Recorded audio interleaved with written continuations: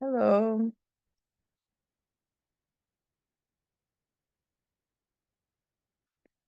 All right. Hello, hello. Oh, my video isn't on. There we go. Hi there.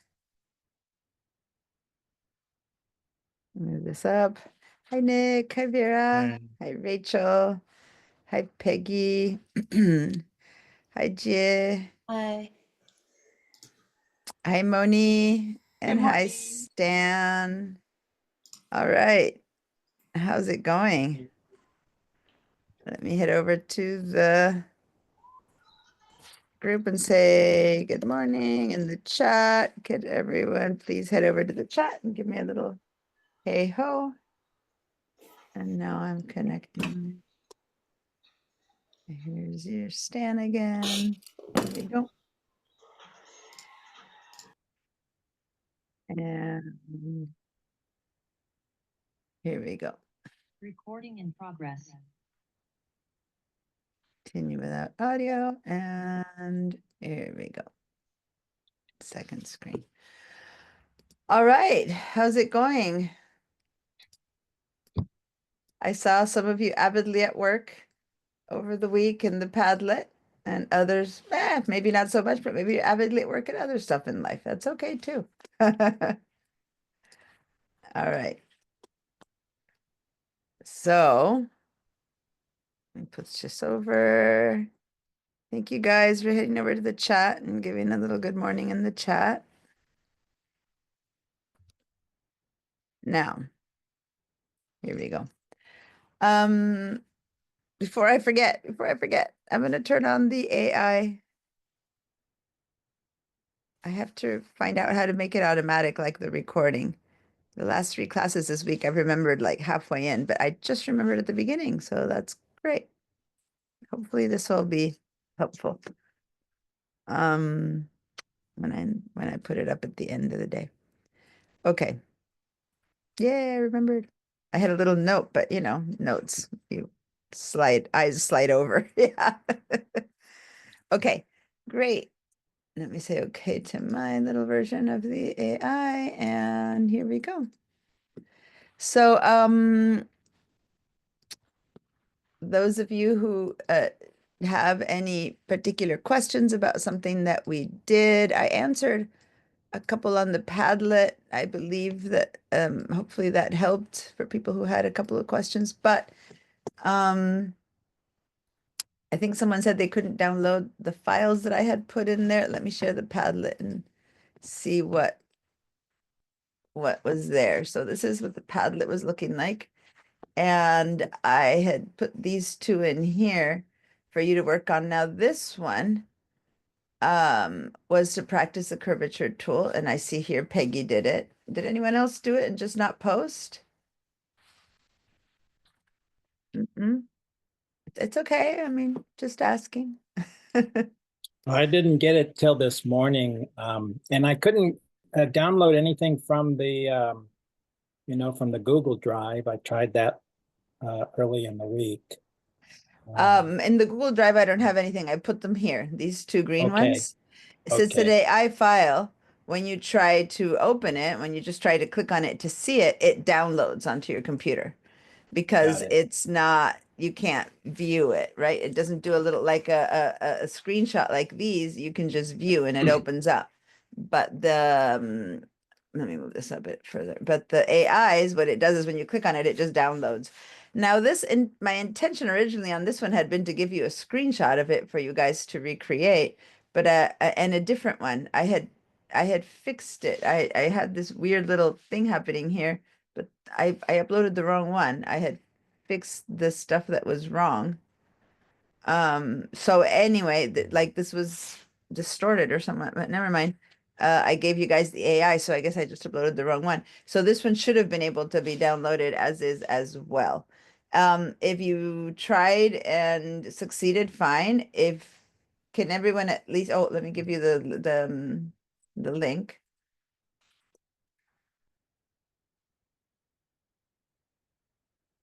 There's the link. go ahead, at least try to download it to see if it works. If you didn't during the week, just click on this one and see if it comes into your computer, and click on this one and see. It's not the one I wanted to give you actually, but where's the one that I did want to give you? I think I uploaded it from the wrong computer. Let me see. Yeah, I gave you the wrong one. Oh well. That was strange. Let me actually get the right one and see. Now let me actually edit this one. For those of you who are doing it now, I'll remove it because that was the wrong one. Give me a second. And I'll upload the right one. Let me.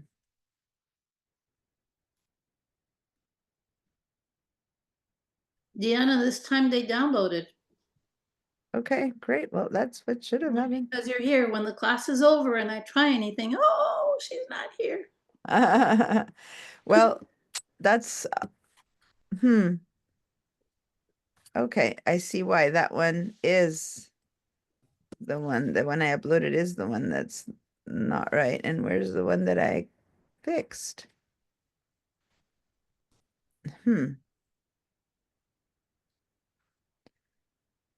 I had fixed it, but I can't open recent files.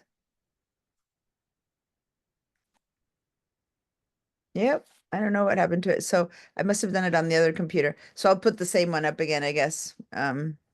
It's fine. It wasn't that it was, it's just that it has a weird uh how do you call it? A weird here, I'll put it up again. The same one that I just took out. I am putting up again. It has a strange thing happening here on the roof, which is where we were distorting some stuff. So this one here I had fixed and I had grouped it to give it to you guys, but I guess I left it on the other computer, which I can't open right now, Illustrator on that one. So there you go. It would still help. The idea was to have you guys recreate it, not to have an AI, but just as something to look at. And then I had uploaded the little houses. How did I get you these little houses? You said you were not able to open these, right? But where did I give you these? Was it in class last week that I told you to download it? Is that why? You maybe talked about Stan- it and I saw it briefly, and then when I couldn't download what I thought you wanted, I found that in my old files. Okay, so it looks like since I saw you do it, I didn't notice that it wasn't up because and looking here and I don't see that I have uploaded that one. So, okay. I think I think I had put them in, maybe Stan's right. Maybe I had put them in the drive. Why am I forgetting? I'm having a blank on if I had put them in the driver now. So give me a second. I'm gonna go over to my Illustrator shared drive. And no, I didn't put them in the catch up. So yeah, I guess you just had them from before. Okay. So then and I'm talking about this one, you guys. I had told people to try to recreate some of these and but I guess I didn't give you that file anyway. She did in this one. She began to recreate it here, and then you had some issue with the groups and stuff, and so that's the one I wanted to stop and talk about. So could you explain a little bit more about what was happening here? Okay, making what grouping threw me mistakes. here, these guides are bugging me. I couldn't get rid of it because when I tried to do this whole thing, I didn't know the sequence of organizing it. I put up guides, then took them off, but there they were in the future when I tried to work again. So Do you mean about these? Which guides do you mean? no, I drew those the blue guides you get from the top of the, Yeah, but I don't see them now. So which ones are your? no, but they're here in the layers. Oh, these guys, And I right tried there. turning off the eyeballs and Okay, so here, when you have the eyeballs off, you can't do anything with them. So you need to turn the eyeballs on, then you can select them and delete them. So just as a protection, the computer doesn't let you delete stuff you don't see, right? So if you were trying to get rid of these 5 guides, see how they say guides? You guys, guys are those blue lines that give you guide. If you try to delete them, it won't let you. Like you need to turn the eyeballs on, then you can select them here, shift, click, shift, and then you can delete them. Okay? okay. So Then that's as far as the guides. And then here you can't make a group of objects that are within different groups. So it seems that you had some stuff in one group and then some stuff in another group, and then you tried to group them. And then it doesn't, unless you try to group 2 groups, that's one thing.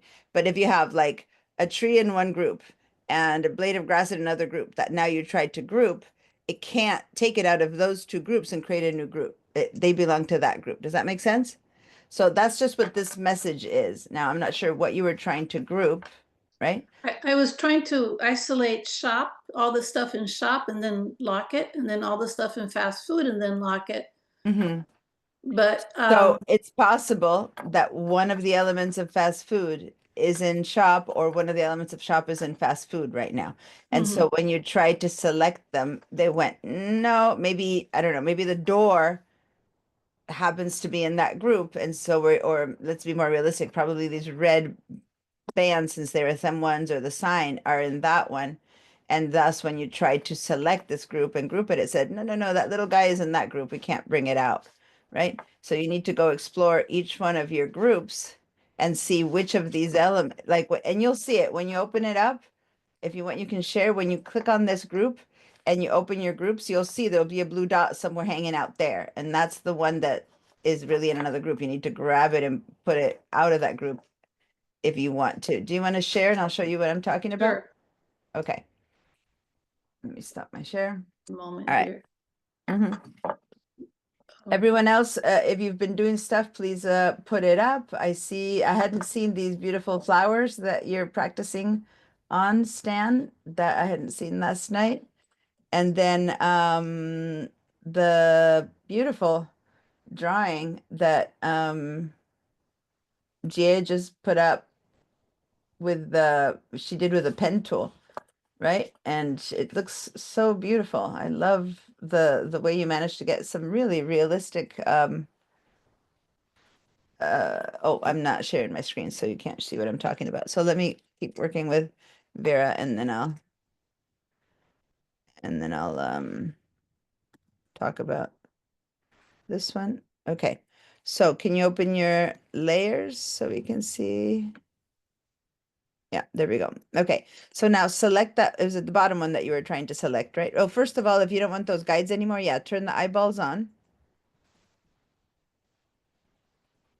Okay. And now go to the little bubble, yeah, and click on one. Then now hold on the shift, click on that one. now Yeah. see, Click. I'm clicking and it doesn't turn on. Huh. And that had me so upset that it kind of threw me over here. So why wouldn't it turn on? I don't know. They're not locked.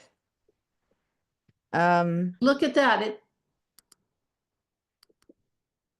put them back on. No, you're locking them now. Oh, I know why they're not selecting. You must have your guides locked. Okay. So go back, go up to the very top where it says view, way up at the top, Illustrator. Yeah, all those. View. Yeah. Next one to the right, view, that one. Click on view, and then go down to let's see, smart guides, head down to guide, okay, almost at the very bottom. There, guides. Now go over there, show guides Clear guides. or clear guides, but you could also show guides. Yeah, there we go. Ah, So now you clear the guides. okay. You were you had them that they weren't movable. Anyway, so now let's go to that group. I think it's the bottom shop that you were trying to select, and that it wouldn't let you group it or something. Which one was it that you were trying to group and it wasn't Okay, giving you let's that say message? the pink one. So I'm here on the pink one. So the pink one, go ahead and lock the background. That way you don't include the background with a house. Yeah. And now select that whole shop, the one that says shop, not fast food. No, from the picture, from the image. Yeah, click and drag, not on that, but go a little bit further up and drag, cast a net across. No, no, no, no, no. Stop. Move your mouse back to the word shop. Okay. Now go put your mouse on like some of that pink area, top left of the shop. Go back to the shop. Don't go to the layers at all for now. Yeah. Go back to the word shop. Okay. Now, on the pink part that we already locked, go and click and drag and make a big capture of the whole shop. So go put your mouse a bit higher. Yeah. And now click and drag so you can capture. You're going the wrong way. So go start from the left side to the right. You left some pieces that weren't there. So go start on the top left or top right, either one. Yeah. And now drag down there and now let go. Okay. So if you look at your layers right now, see how you have like dot, dot, dot, dot on a couple different things down there and then dot up at the top. And those are different groups. So some of the elements that you have are in one group and some are in another group. Does that make sense? They're Yes. not loose, they're in groups. So when you try to group them, try again, go ahead and do the group command G, or go click on the word group. Oh, this time it worked. So I guess maybe it was something else that you had. Good. So now it worked. Now that group is all working. Double click and call it, shop or pink shop or whatever. There we go. So was it in the other one that you were having issues, or is it in this one? Yeah, it was in both. I couldn't, Okay, so let's go to the top one now.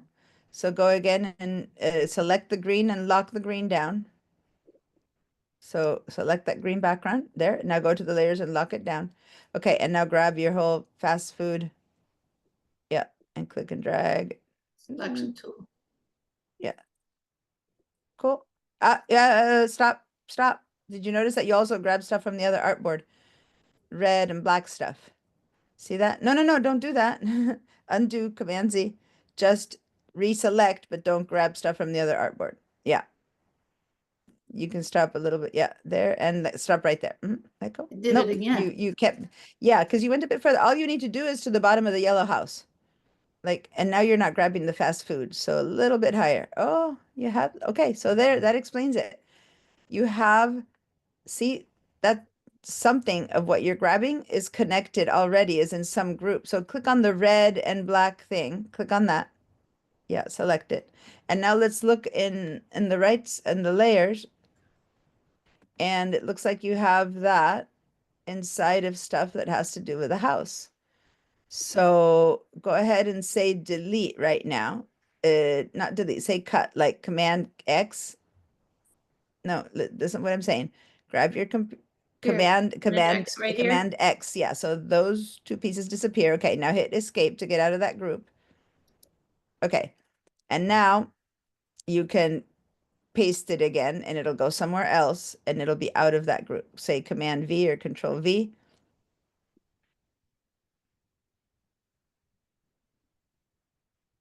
Okay, file's already open. It hasn't saved changes. Do you wish to continue? So I don't know what you're doing. So say no. Yeah, move it Oops. over somewhere. Yeah. And now grab the fast food house again. Because now that means you took that one out of the group. Okay. There we go. Now you have this Now group. I Now can you can group group it. Yeah. Cool. Now you Okay. have that group. So that other stuff had snuck in somehow. So go in and change the name of that group and call it fast food or whatever you want to call it. And there you have your two groups. There you go. So at some point when you did a selection to group, you had included those, and so they were kind of moving in. But there you go. Now you have two groups. And now, and this is the important thing, you guys, I had her select her house, right? Or the store, and I had her separate the green. But now, if you want to grab fast food and the green, like unlock the green and the pink backgrounds now, and now you can connect the shop, the fast food to the green by selecting both and then group it again, right? And then the fast food will end up with its green background. And then you can do that to the, Okay, I have shop in green, but it went all the way over but here. no, because shop and green aren't together. It's fast food and green should be together, right? So yeah. Fast food. and And green. green. There we go. Those are the two that should be Group that. together. Group that. So, okay, so this is the message you're getting. You can't group things that are within different groups. So say okay to that. Click away. Okay. Now can you put the your mouse over the same as before where you did fast food, but this time the green isn't locked, right? So just Mhm. select, yeah, that, click and drag over that. No, you have to always be outside of the thing to select it. So go to the gray area. Yeah. Yeah. And then now grab the house, which is one group. So it should be. And let's see if it says the same thing when you group that. Okay. There we go. Now it worked. Now we got it. And then do the same to the pink. Grab the pink plus your shop and then group that. And then you'll have them together. Gonna do it here on the layers. Yeah, Shop. you can do it on the layers, but last time we had, so right now, like you're not, so yeah, go ahead and they're not, there we go. Now they're selected. Before they weren't being selected. Okay, now group it. Mhm. Okay, somehow you're grabbing something else that's not there. So go and do it again with just by hand. Select from the gray area and grab shop and pink. Okay, that's enough. That's it. That takes it. Now group. There you go. Now you Okay. grouped it. Okay, cool. I think I have to finish one building, do all the Mhm. grouping before I attempt anything else. Yeah, actually, that's not a bad idea.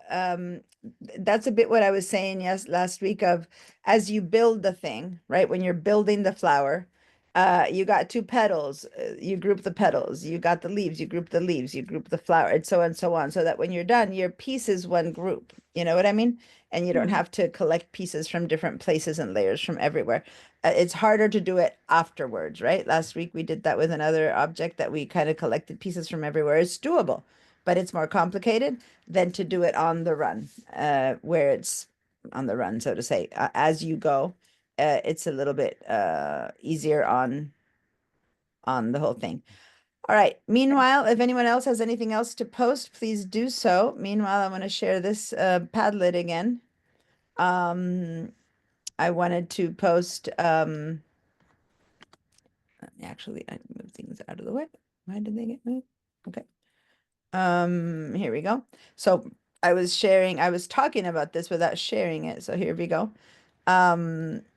So I like the fact that you did try the tools that we've been using, all of the hand-drawn pen tools.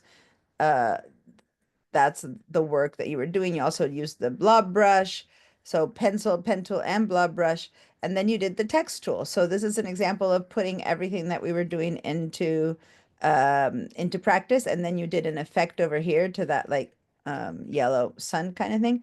Now, how to make the moon texture like the shadow on the surface of the moon and rough surface, right?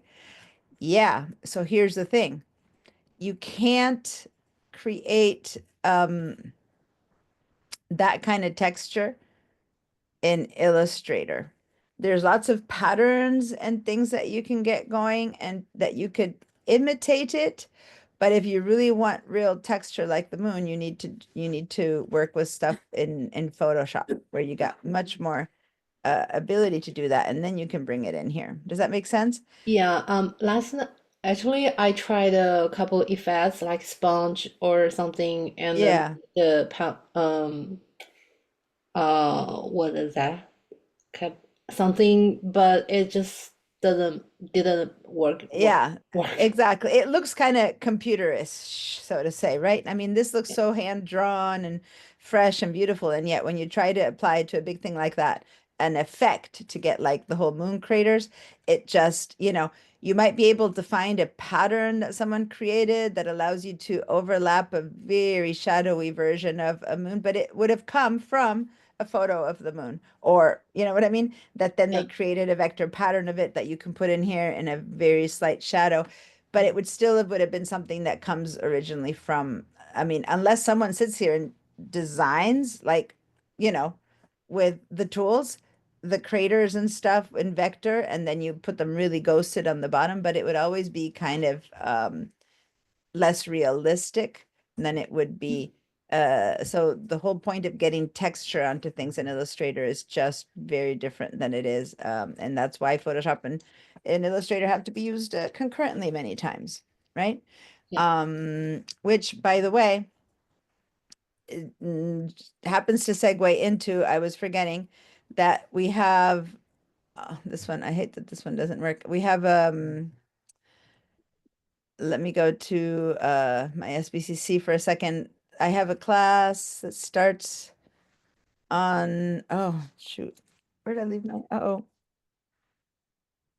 where's my phone? Jack, did you hear that phone go off? I did.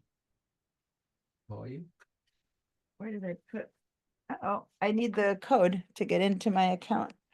Give me a second, you guys. I need to go find my phone because that's where I have my code arriving. Oh, what? Ow. Ow. Oh, my head. Ow. My hair. Oh, there it is. Thank you. I usually have my phone in my pocket. Okay, so here's the code. That's the only problem about these two-factor authentications, that you need a code, and that means your phone has to be right next to you. And I just had it somewhere else. Ah, that thing just got caught in my hair. Ow. Again. Okay, give me a second. I'm gonna stop the video. This is ridiculous. I have the other video. Oh. What's this headset just totally snapped into my hair, and I just tore off like 7 or 8 hairs trying to get it off. That's so funny. I've never had issues with this headset before. Huh. Okay. Ow. That hurt. Um, I just tore it off, not ever having had an issue, and that was not good. Okay, I was trying to get to the class search, sorry. Fall non-credit select, and then I'm going to go down to put my name in, Musakyo, and search. Okay, so these are my classes. I just wanted to bring this up that Digital Design Techniques is starting next Monday, and it's from 4:30 to 7:15 p.m. Mondays and Wednesdays. So if this is a class that works for you guys, let me grab the chat. So CRN is a digital design I think I technique. already signed up for all. Oh, okay, great. So it's Monday and Wednesday, and I have 21 people, so I still have 4 spots, so you don't need my permission or anything if you want it. 4:30 p.m. to 7:15 p.m. Okay, just putting in that information in the chat. Anyway, so that's where we do a combination of Photoshop, Illustrator, and InDesign. And so that's a little bit, I brought it up in reference to what you were just saying about putting texture in the moon. You need to be able to combine different tools. All right. Peggy, good job on the guitar. Okay, this was that curvature tool practice. Looks very guitarish. So wonderful. Do you have any feedback of did it work easily, hard? How did that go for you?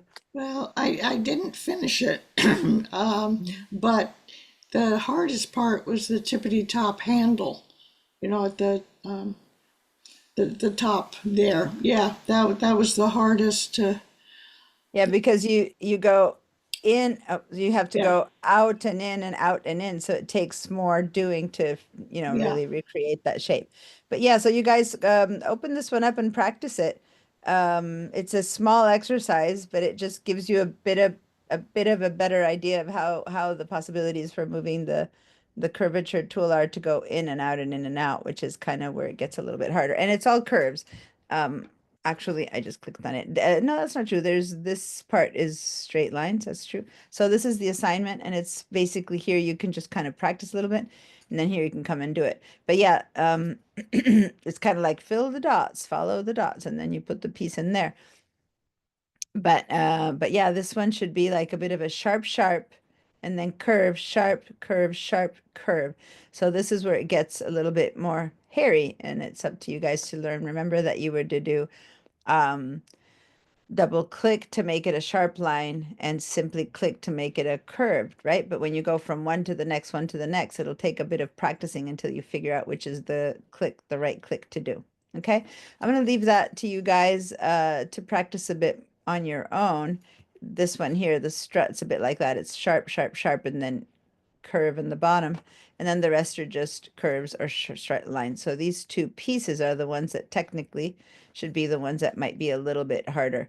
But even then, getting the curves into the right place and everything you want, it's a great thing to practice. But over here, you have an idea of what if you click here, click here, click here, click here, click here, boom, you automatically will have that shape, right? So my recommendation is try it, and then without the guides, like on a new board, say, okay, now I'm going to try the same guitar again, right? And then try to do it yourself, not following the guides, not the dot to dot, and then see what it takes for you to how many clicks you need to do. And one thing I want to caution you, it's never a good idea. Here, let me just add a new artboard here really quickly. With the curvature tool or with any of these tools, it's never a good idea to go really tiny, like many kind of to draw it out, like that kind of thing. It might kind of work, but the more things you do, the more jaggedy the lines look, right? So your best bet is to practice enough to learn how few times it like how many times you can what it takes to get the curve the right way that you want just by putting it in the right place, right? Which is different than, and then you get really nice, small, swooping curves that look much prettier than if you had done this little like that, which kind of follows it. But when you're done, let me get to the last one. Where had I started it? I'm trying to remember. I can't remember where I started it. Which if you, this was just a little bit not messed up there, but you can see over here that, you know, there's like kind of some jaggedy things going on. The curvature line will still give you curves, but they will be much more, let's say less smooth, the more stops you have. It's a much smoother line when you can do a click there, and then just modify the curve with these guys, with the handles, right? Would be much better than if you have many little tips and points pushing the curve into the right place. Then it'll get all kind of jaggedy, okay? So if you have one there and one there and one there, and you try to keep fixing it, see how it's still not necessarily the smooth line, unless this is the effect you want. When you want a long, smooth curve, this is a better idea. It's a better way to go. All right. I'm gonna let you guys do that as homework if you're interested in practicing and doing it. And if you have the file that we worked on last week with text, give me a yes. If you don't have it, no worries. We can kind of start from scratch, but give me a yes if you guys have this text file that we were working on. And for some reason, mine doesn't seem to be. I know that I changed position for some of my stuff, but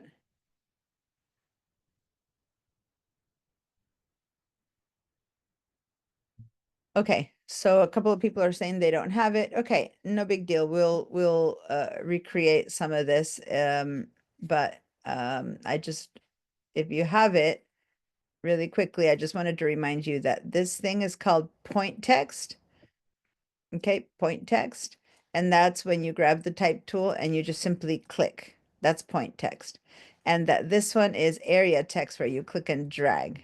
Okay, so once you remember those two differences, now what we're going to do then, since some of you have it and some of you don't, we're going to just start with a new one. So go ahead and say Command N or Control N or File New. And we're going to go with a good old 4x4. And here we go. Let's start with a new document.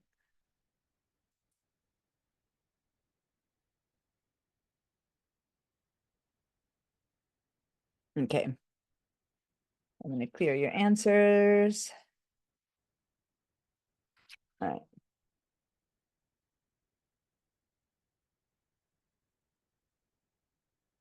So there's one more tool that I will be teaching you in this class.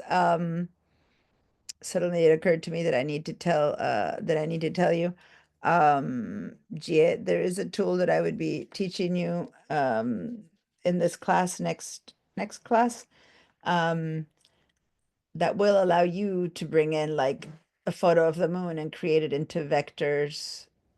Even if you don't go through Photoshop, you would have to have a photo of the moon though, which in a way you would have perfected in Photoshop to bring in here, but you could just bring a photo of the moon, bring it in here, vectorize it, and then use that. But so meaning without having to stop through the using Photoshop.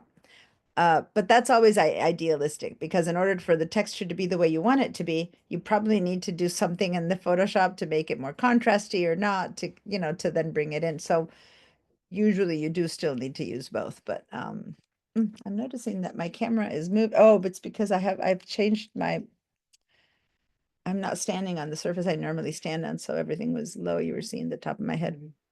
And then do you mean to create some PSD version file and bring it in like export from Photoshop and into AI and create something? Yeah, that, or I'm going to show you also that you can just bring in any photo and you can trace it in Illustrator and it'll turn it into vectors. So say that you have a really good photo with a really good description of the craters of the moon. You bring that into Illustrator and you trace it, and that will give you the vector files that then maybe you can put with a really ghosted, maybe slightly darker yellow or something, and bring it in behind this moon, make it transparent, and then you might see the texture on it, right? So that is a combo of both, but it is a photo that would do that unless you sit there and design the whole thing yourself. Anyway, we'll get to that. We're going to be doing some of that, but as a experience, I would say, why don't you try to find actually a good photo of craters of the moon that you'd like and have it ready to go so that when we do this next time, you'll be able to practice it. Okay. And everyone, for next class, if you can find a photo that you'd like to turn into an illustration, right? I'll have photos as a samples, but if you have a photo that you've like, maybe you want to draw your dog or a peach, or I don't know, just take a picture of something, or find a picture somewhere of something that you'd like to turn into illustration. And we're gonna do some work with that. And I'll give you some sample photos, but if you have one that you already want, go for it. Bring one of yours to class, or have it ready to go, right, to use in class. All right, so right now we're going to go back a little bit to text. And just so you know, I spend more time in the InDesign, in the digital design techniques, talking about text. Here, I'm going to show you a couple of things we can do with text that allow us to then turn them into illustrations. That said, when you take the digital design techniques class, just about everything that I say about text in that class applies to Illustrator as well. There's a lot you can do in Illustrator with text, but I just try to focus that more on the other class. And here I try to focus on the illustrative capabilities of text, so to say, right? So I'm going to show you a little bit of that area text right now, just so you have an idea of what can happen with it. But for the most part, we're going to focus more on the point type text, which is where we can make logos and things in Illustrator. So really quickly, let's head over to the type tool, and we're going to do the area text, and we're going to fill this. We're going to go from top to bottom and let go, and we're going to have this whole page fill itself up with lorem ipsum, or placeholder text. Okay.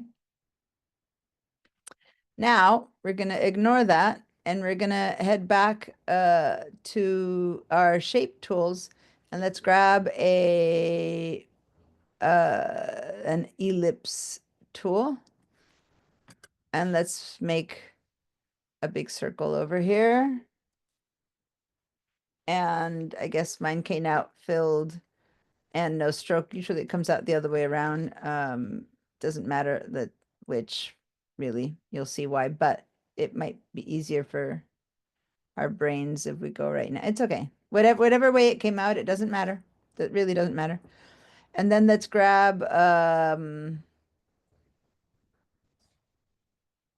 rectangle tool, make a rectangle over there. Actually, let's move the rectangle over here. Okay. And that's it. So once you have that set, let's save the file so we don't lose it. Command or Control S.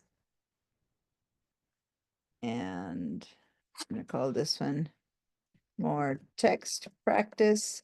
And that's because I already have the file from last time. If you guys don't have the file from last time, you just call it text practice.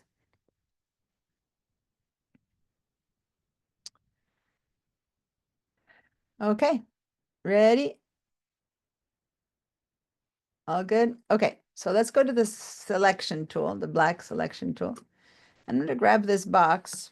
I'm going to say Command or Control 0 so that my screen fills with this box.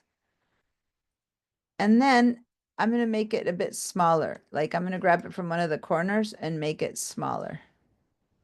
So let me show you again what I did.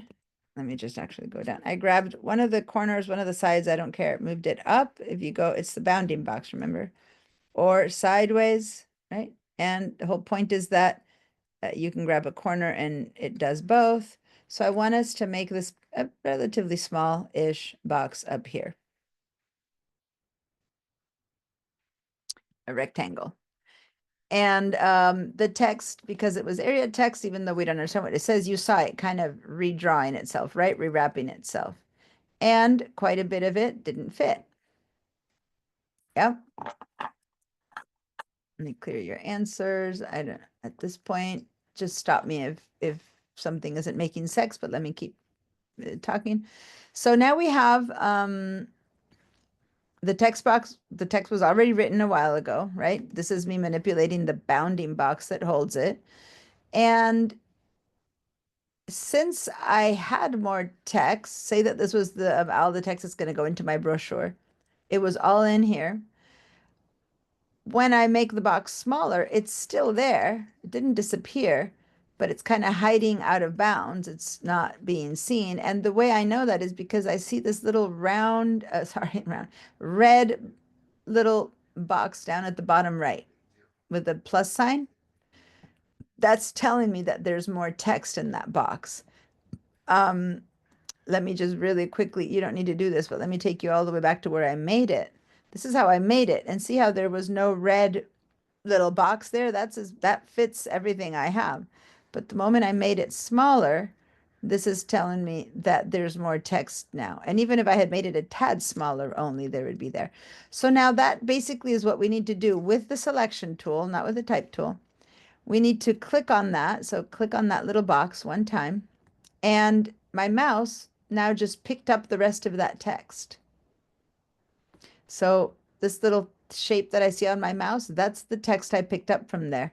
Now I'm going to make another box right here, right there. And the text from there is continuing in there. But I didn't make enough of a size of a box, so there's more. So I'm going to click again and pick up the rest of this, and now I'm going to make a long and skinny one. So there's still more text, and I'm going to pick it up from there, and now I'm going to make another box. So basically you keep picking up text, but no matter what I do, since I had filled the page, I still have more text. Does that make sense? Now, when this is done, give me a yes. When it's looking kind of like this, give me a yes.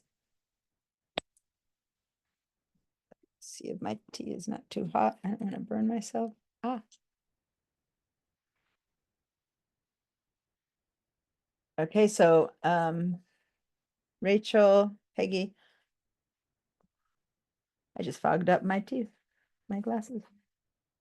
Okay. So that my tea cool off a little bit before I can drink it. Okay. Rachel, you good? Claudie? Okay, everyone else is saying okay. I'm not seeing a yes from either from Rachel? Give me a nod. I can see you if you're good or if you have a question and it's not working. Looks like it's not working or you would be nodding. So what's up? I'm just running behind. I couldn't see your screen for a while and then it came back up. So I've got the rectangle, but not much else. Okay, so did you do this initial fill like that with text? Yes. Okay, that's all we need. Now grab your mouse, your selection tool, and make Mhm. it smaller. Make it just kind of go up there. Okay. This is one of those steps where if you get lost somewhere in the back, it's hard to catch up. So I really need this step to be completed. Don't worry about the circle and all that. You can do that in a second.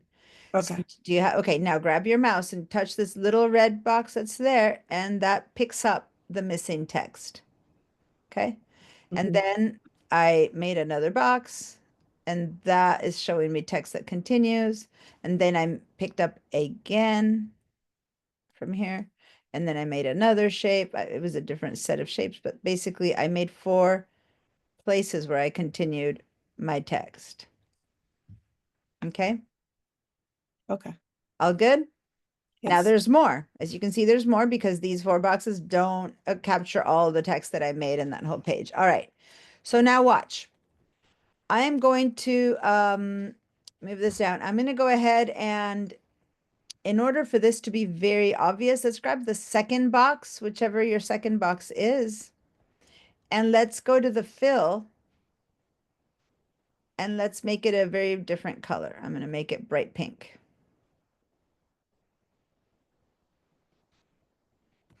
And then the last one, let's go to the fill and make it, I don't know, bright green or something. So it's very clearly different. And although it was one set of text, did you notice that by selecting an individual box, I was able to change the text of that individual bit and piece. Now, when I click away, I have these 4-ish boxes, right? If that worked and you got that working, give me a yes.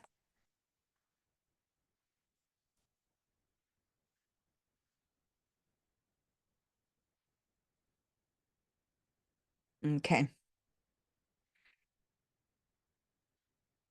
All right, so watch. I'm going to grab again this selection tool. And now what I'm going to do is I'm going to grab that first one. And depending on the sizes of your boxes, I'm going to make it a little bit bigger, or you can make it a little bit wider. So when I make it bigger or wider, more text can fit in there. And so what happened there is that the pink line moved into the top one. And if I make it even more, it keeps moving in. And then I have black and then the green is in there. And then if I would have made it the other way around, even smaller, then the black goes in there, the pink goes in there, the black goes in there, the blue goes in there. So the text moves in and out and fills itself. And if this were a sentence that you could understand, if this were words that made sense to you, then you would see that the story continues itself. Does that make sense, you guys? The text, the reason I had you guys change the colors so you could literally see that the text moves in and out, and keeps going. And if I were to make this a very, very big box, like side to side, right? Then I've basically got all of what used to be in the first one. The little pink is the second box. That black is a third box. And then the green is the rest of it. And on and on and on, it stayed green. Like the last text box contained all the text that was left, right? In its little box. So even though we only gave the green color to one little bit of text, all the text inside of that box made itself green. Does that make sense? Now I'm going to make this smaller again. And then I'm going to make this one smaller again. And slowly I can move things around. And I'm going to make this a little bit bigger. And somehow or another, I could end up with, you know, having just black and pink again on the top, and so on and so forth. But all that extra green stuff that we had was all the stuff that's, for me, I chose green, is the stuff that was hiding back there. So if I were to move these up a little bit, And if I were to select this last box and pick what's left in there, when I click and drag and make another box, it'll be green because I picked it from that last box that was green. Even though now, if I want to, I could select my final box and make it bright blue, right?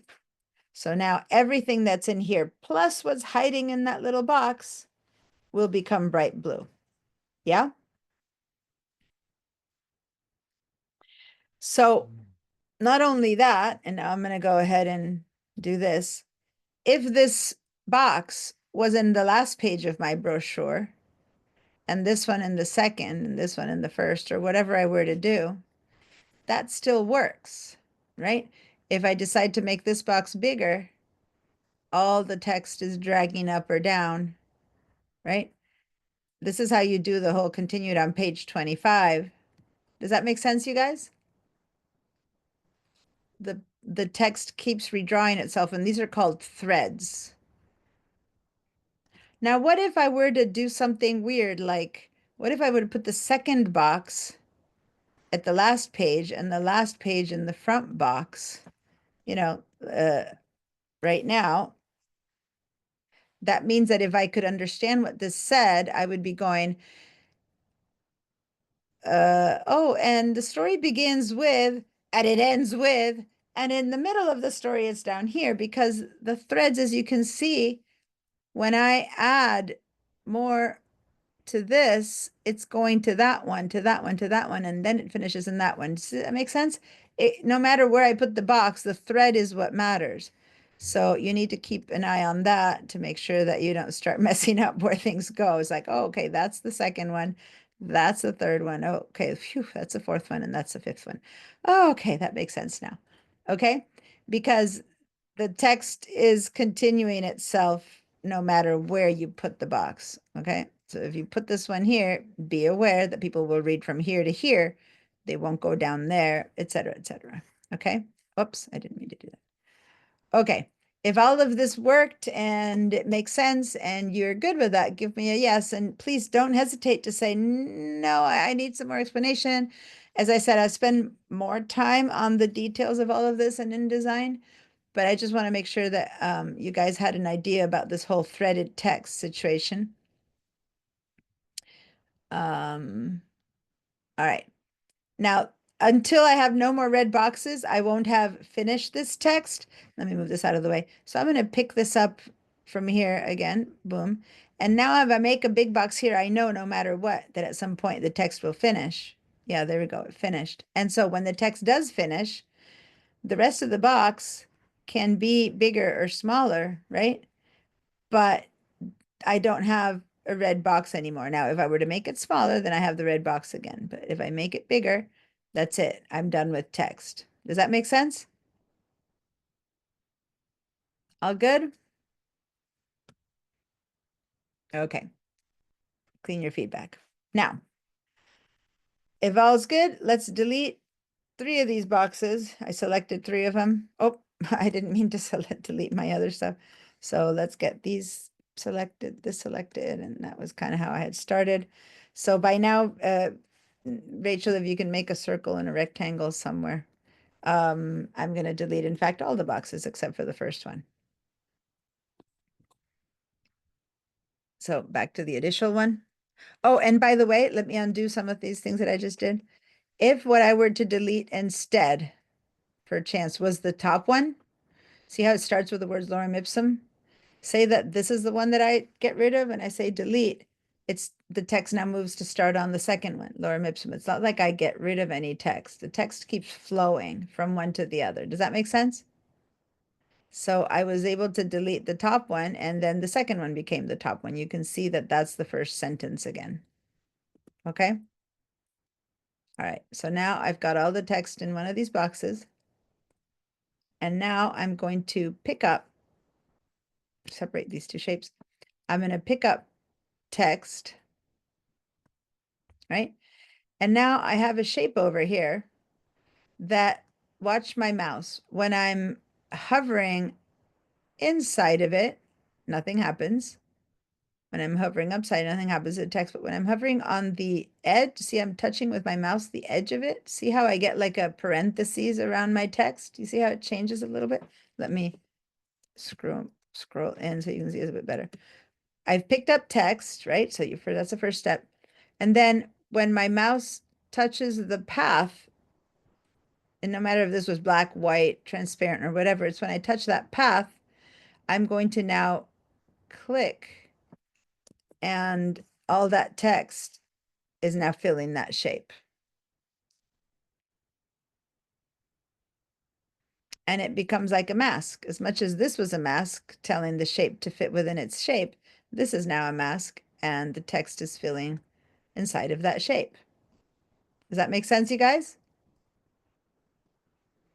So I could have any shape here, and I could have filled it. So what I did, once again, I'm going to undo that.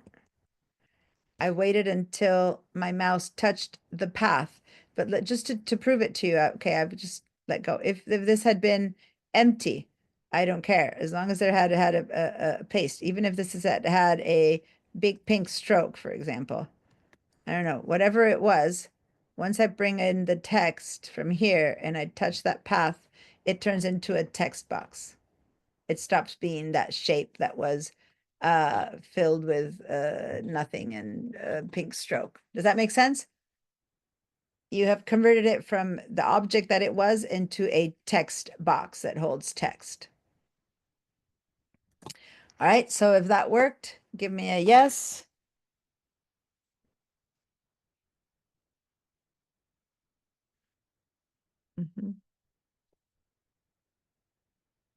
Okay.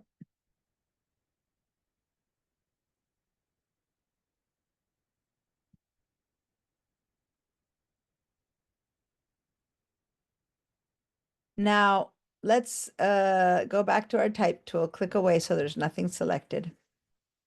Right? And then let's go over here to the curvature tool that we worked on the other day.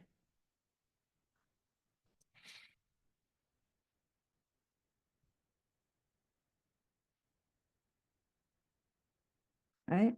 So here's a curvature tool, and I'm going to click and click and click and click. Oh, I had it filling with something. And then I don't want to close this path. I don't want to go all the way to the end. I want to be done. And I don't think I showed you that before. So what should I do right now? I'm going to hit my escape key. Let me take the fill off. So that's the path I just created, okay? So if you started creating a shape that had a fill, it might have been easier to take the fill off first, or maybe to even see it. Let's give it a stroke. I don't know. And then go in and create a shape. And at some point, you don't want to connect it to close it. You just want to be done. So now I'm going to hit the escape key. And that's the path I've created. Let's go ahead and go back to the selection tool. And there we go. Now I had colored it pink, so I have a path. But if you had it filled with color and you took out the color, you might not see it. So give it a stroke. If I had no stroke and no fill, and I click away, I don't see it, but the object is still there, right? So I can still select it and then give it a stroke. Oh no. My laptop isn't plugged in. I'm just getting a warning that my Mac is about to die. Who used my computer? Somebody must have used my computer and didn't plug it in. Yikes. There, I plugged it in. Don't want to have it die in the middle of the class. Okay, so does everyone have a path here? I'm seeing some noddings. I'm assuming everyone has a path of some kind or another. Okay, so now I'm going to go to the rest of this text, and I'm going to touch the little plus sign right there. And now I'm going to head over to this path, and I'm going to click on it. And now the text is on that path. Pretty cool. Very cool. And not only that, but as much as I could have changed, by the way, the shape of this circle, I could have grabbed it and make it you know, I could have modified it, made it flatter or whatever. I can also go over to this one and I can modify the shape of a path, which would be what, with one of these white arrow tools or with the curvature tool itself. I'm going to go to the white arrow tool. I'm going to grab this guy and move it down and then move this one over and so on and so forth, up and down, right? So I'm changing this part. So you can always have text on a path. Okay, play around with that a little bit, have some fun. And then when you're done, give me a yay, I got it kind of thing.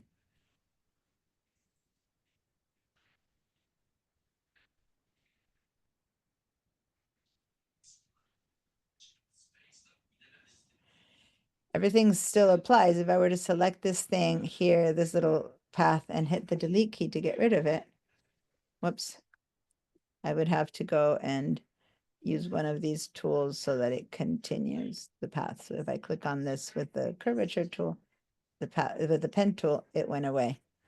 I'm going to undo that. If I click on it with the curvature tool, I didn't have it selected. I didn't select it with the curvature tool.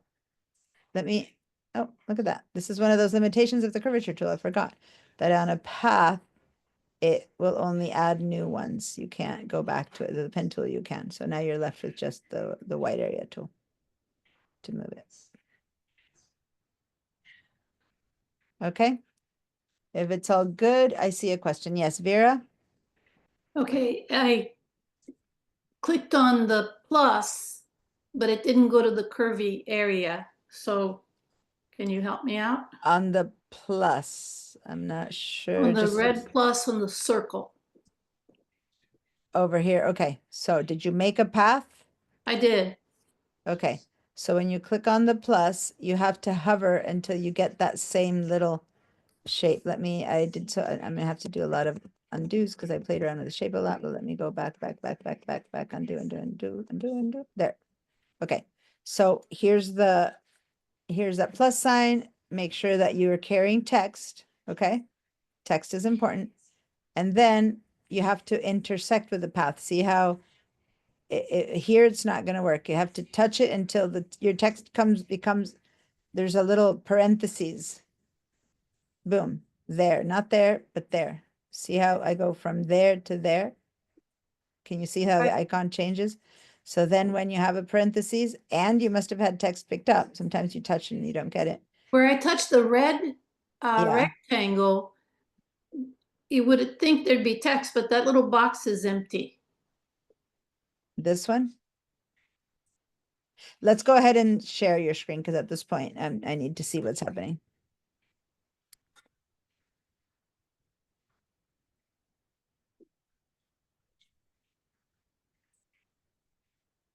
This is where you told me I should click. Yeah. Right here? Yeah. See the box? Oh, there it is. I clicked twice. There it is. Twice worked, and then I bring it here and intersect. Yeah, but hold on for a Outside. second. Hold on for a second. The only reason you had to click twice, if so, it's probably because the first time was to select it. If it wasn't selected, and then the second time you clicked, because if it's already selected, one click is enough, but you probably didn't have the box selected, and that's why you had to click and then click again. Does that make sense? You want to Yes. try that again? Go ahead and go back to your mouse. Just move back at the top of your tools. Go back to your selection tool. Okay. Now click away so that this isn't selected. Click away. Okay. So the first time you go for it, click to select it. Good. And now click one more time right on the tip of your mouse isn't touching. You have to, there. Right there. Now it should work. The tip has to be right on that. Yeah. Now click. Okay, it's now click. Okay, There. now I see text.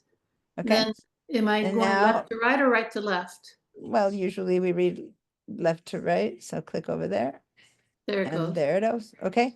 Okay. So the tip of your mouse, the only thing that's valid is the very, very tip of the arrow, like the very tiniest tip. And if you had it even an iota of an inch outside of that red box, it wasn't picking it up. You had to move it and then you were clicking going and say, it's not working. So then you clicked away, you were clicking on white, so it had deselected. So then when you clicked again, it selected again. All those little clicks was because you weren't clicking right in the middle of the red box. So remember, if you click on white, what happens? You deselect, right? So when you deselect, then you have to click again to select, then one more time to get the red box, right? So all those clicks are because you were clicking right outside of the little red box, which means you were selecting on white, which means you were deselecting. Does that make sense? It's just it's a very accurate little touch that you need, and the tip only of the arrow matters. Okay, so perfect. That worked. Anyone else? Any questions before we move on? Do you want to do a screenshot? Oh, thank you. Yes, Mom, thank you so much. You're so good at screenshots, everyone. Screenshots before I forget. Screenshots, and then let me this is let me put the link to the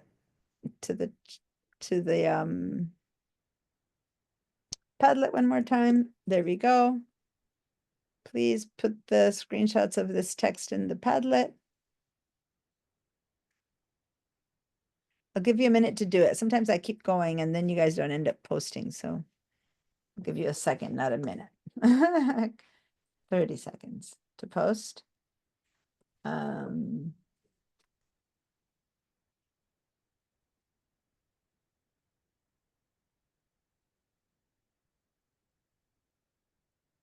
All right, so this is the next to last class. Next week will be our last class, believe it or not. Time is creeping up on us. So please do all your postings of the stuff that you've been doing or not doing up until now.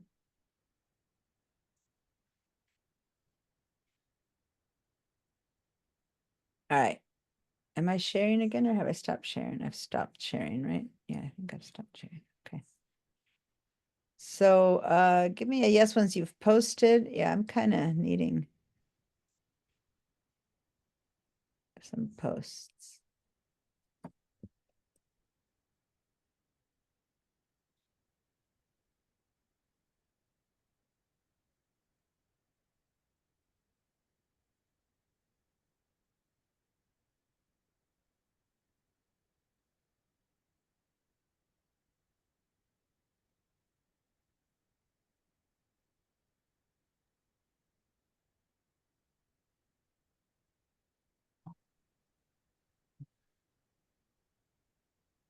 Share my screen again.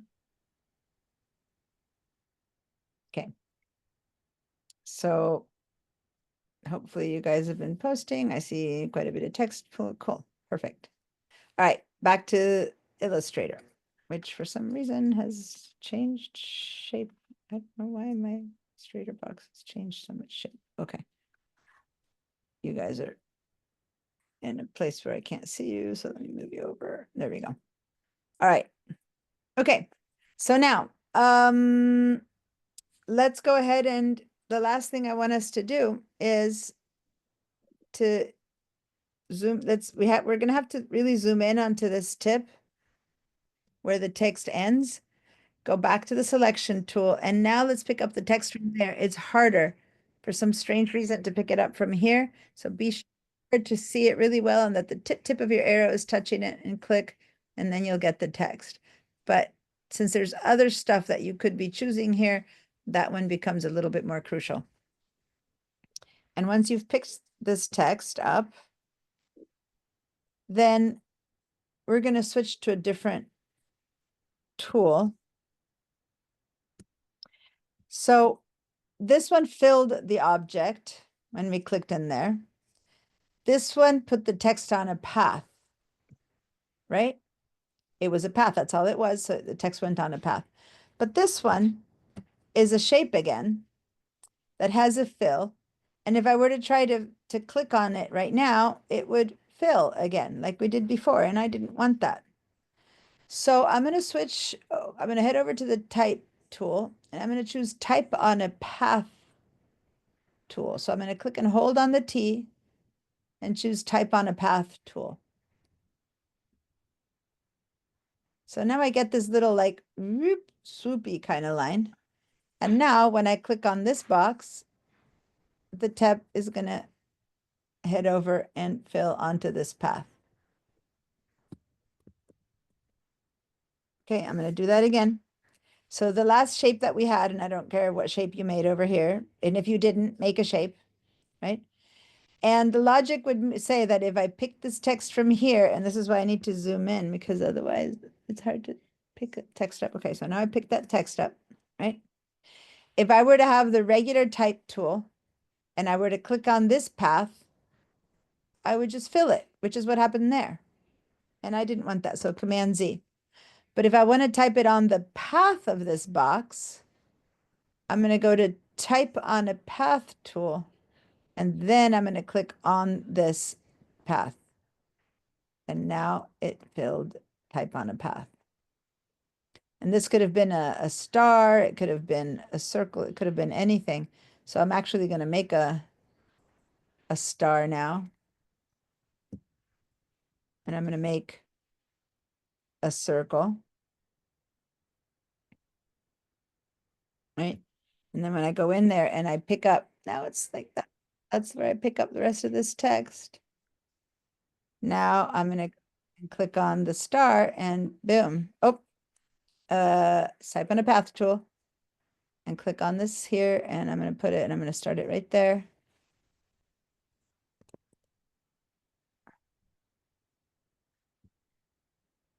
So pick up the rest of this text. Hi, Sisambat. Nice to see you.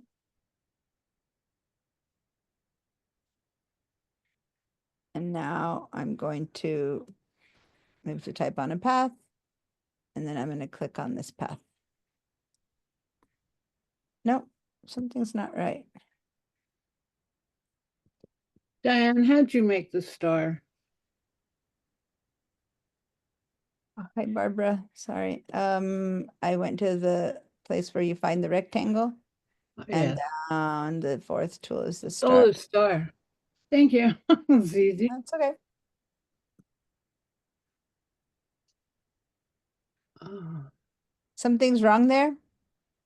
I'm stopping myself because when I chose the star on a path tool, it started from 0. It didn't pick up the last text. It didn't bring the text over from there. It started with the word lorem ipsum, and I just noticed it on the star. I hadn't noticed it before, which is fine if you have, basically, if you want to write something. So this time, instead of bringing the rest of the text, I'm going to click on this tip of the star, and I'm going to start writing, happy holidays to one and all. And it's writing along that path, right? I can go star in a path tool and click on this little circle here, and I can write a logo for Santa Barbara. I guess I could do it all uppercase or something. Santa Barbara City College.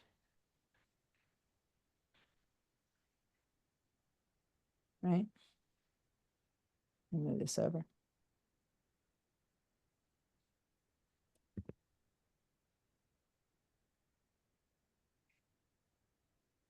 I'm looking at time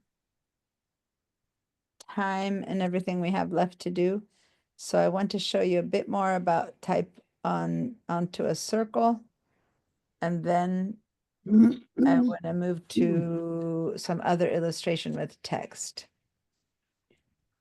So, Sisambat, oh, he came in and he dropped out. Oh, got it. Okay, thank you. What else is here? Barbara. Barbara, it's okay. We're going to start on something right now new. Since you just arrived, I don't expect you to have all the different, options that we did here. And I know that you have some questions, so we're going to do something new now, and then you'll be able to catch up, and the rest you can pick up from I'll get the video. the video. Yeah.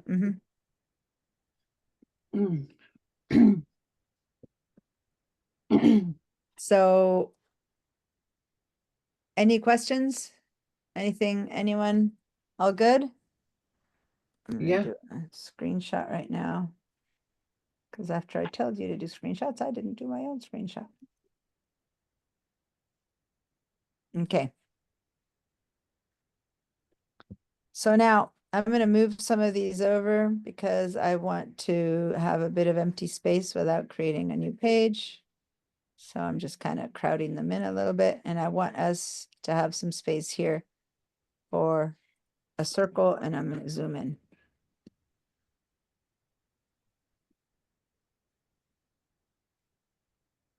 Now, in case you didn't do this, I'm going to erase it again, and let's do that. Let's make a circle. So now leave everything else, and let's make a circle. And to make it be a perfect circle, hold on the Shift key. And here we go. I have a perfect circle. And I don't care what it's filled with or isn't filled with, because when I choose the type on a path tool, right? Click and hold the T, type on a path. Now I'm going to click somewhere on this side of it because I want to write Santa Barbara City College like on top of that. I'm going to click and lorem ipsum appears. But if I start typing anything, the word S, it's going to disappear because it's basically selected text. Does that make sense? So now I'm going to write Santa Barbara City College. Okay. Once you are here and you have exactly this, then give me a yes. I want a clean circle with nothing on it, but the words Santa Barbara City College.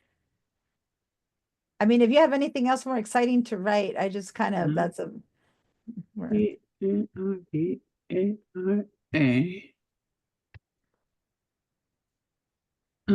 G1.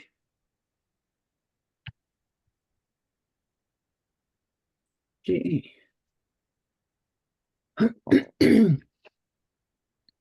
Dan, once you've typed that and you realize you typed it too small, is there an easy way to make it larger?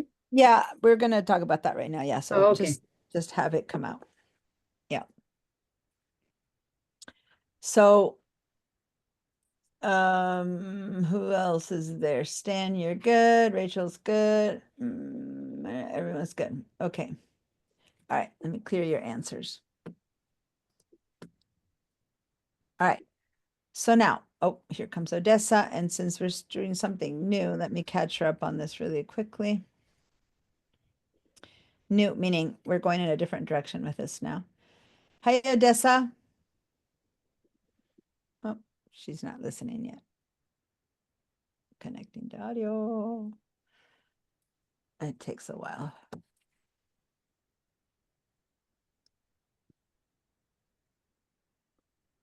Okay. Let me delete this. Here's Odessa's one that has sound. There we go. All right, Odessa, can you hear me now? All right, so we're actually starting on something new, so I'm hesitating when I saw you come in to just show you again. So just open any old file, and all I need you to do is to make a big old circle. Okay. Okay. Never mind the color, the shape. I mean, it's a circle, but never mind the the fill, the stroke, anything. Just make a circle, right? A perfect circle. Hold on the Shift key. And then go to your type tool. And if you click and hold, the regular type tool is the top one. The second one is type on a path tool. Okay. Okay. So now head over to this circle, put your mouse right over the path. So you'll see that it says path, click. And then now what we're going to do is replace that appeared, which is placeholder text, with the word Santa Barbara City College. So now we're typing on a path. And then I made a typo over there. So look, if you guys made a typo, and even if you didn't, watch. When we have this mouse here and we click anywhere else, this isn't going to work. You must click on a path. Da, da, da, da, da. So what it's asking me is to click on the exact path. So again, I have to be very exact, and I'm going to go over here where I missed the Santa Barbara, I said. So I'm going to click right there. And now I have put my cursor in there. See how I have a, between the A and the R, there's a thing, and now I can type my B. So I can go in here and I can select the word college, right? I can select the word city. So I can go back and select stuff. So to your question, Barbara, as to how to make it bigger, you can select the text, right? And then go over here and make it bigger if you want. You can make it be bigger. Oh, cool. Okay. So And which you have key it. did you Which key did you press down to go onto the circle? The type on a path tool. Got it. So go to the type and then right underneath is the type on a path. Got it. Thank you. Okay. Then I went over the path, and when you click on that, then you get the how do you call it? The placeholder text appears, right? And then that placeholder text means that you have, let me do the circle again. And that lorem ipsum, the same thing we've been getting before. It's selected. It's black with white text. That's because it's selected. So the moment I type the S, it all disappears, right? Santa Barbara City College. Okay. Now, if I get my mouse away from the type tool, if I go back to the selection tool now, right? Now, the last thing I did to show Barbara how to make it smaller left my type small. So now without the type tool, if I want to affect the whole box, just like I did earlier with color, I can go over here selecting my box, right? The box has to be selected. Now I can go over here and I can make it go and be as big as or small as I want, right? So I'm going to make it about yay big. So it's about, no, maybe less. I want to have it be not as much as half. Okay, so I'm going to make it be, I don't know, about 14 points. So it's not as much as half of my shape. All right. So now what I'm going to do, now watch this part. This is demo. That's not where, that's about half of my, less than half of my shape, but that's that's not where I want Santa Barbara City College to be. I want it to be centered on the top, for example. So how do I do that? Well, watch. And this, I'm going to get a bit closer so you can see the details. So notice that at the beginning of the circle where it says an S, there's a line and a box and another line and a box. You see those two lines? Yeah. And then if I kind of look right across from that, there's another line sticking out right there that doesn't have a little box. You see those two? So these are going to become pretty important. Those two lines and these two lines. So I'm going to go in front of the S, and with my mouse, I'm going to pick the first line, not the second one. There's two. The first line, and I'm going to click, sorry. I have my mouse made bigger, and I'm going to drag it a bit. So I'm separating these two lines from each other. Yeah. And I'm moving Santa Barbara City College to wherever it is that I want it to be. Does that make sense? Yes. So what's this other line here? That's the ending of my text. So our text ends over there, so that doesn't mean much. Let's go ahead and separate it. Make this bottom one end somewhere over there. So here's where my text begins, and this is where it ends. Now watch. A little bit smaller. Just watch this portion, okay? I'm going to grab this from here where it starts, and I'm going to drag it around, drag it around, drag it around, and see how the word college is about to hit that end?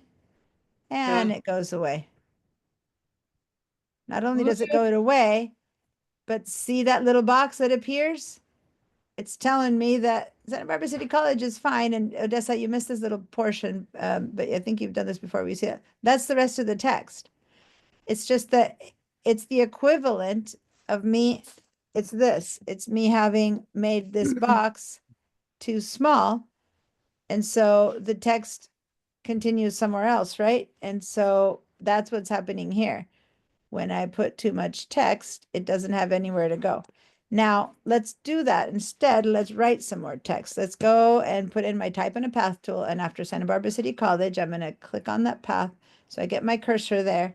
And I'm going to say, this is just an example of more text. And I will keep writing. And that's it. As you can see, I kept writing.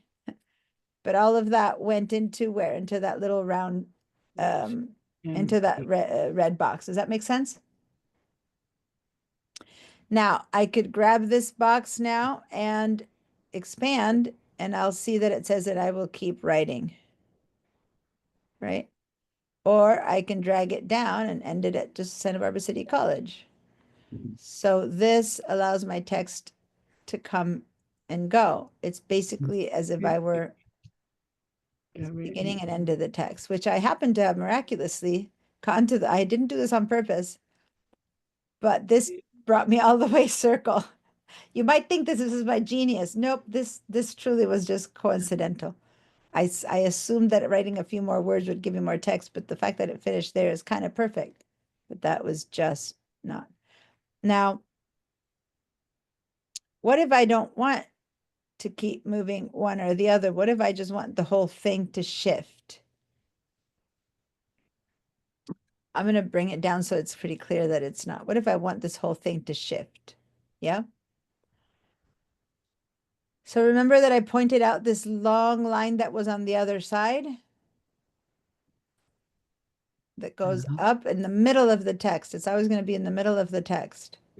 So that's half and this is half of my text. If I went this bigger, then that's half of my text and this is half of my text, okay? If I make this smaller, then that's half of my text and that's half. So halfway through my text, you see that line that pops up? Yeah? If I grab that, I can just drag my text not only around, but also I can drag my text inwards.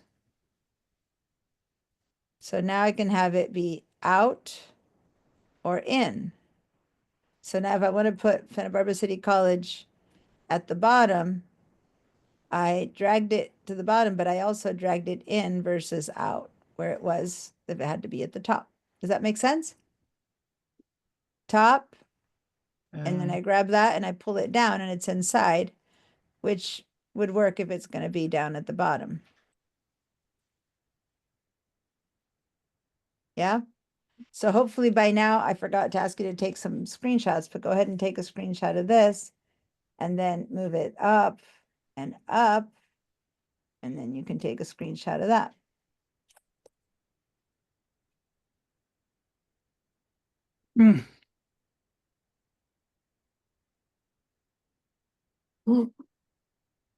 Okay. Now, now I got it, I think. if I were to click on this little red spot, it'll give me the more text that I can go and put somewhere else, right? We know that, but right now that's not the point. I just want to grab the lines to manipulate all the text. So now if I wanted Santa Barbara City College to start in one, I need to grab this and make it go over there, over here, go over all over the place. Okay.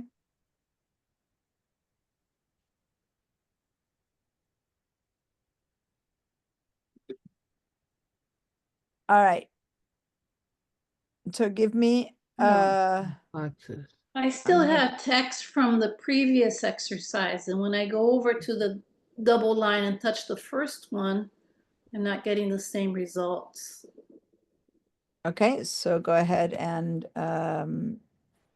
show me your screen. I'm going to stop my share and let's see what's happening.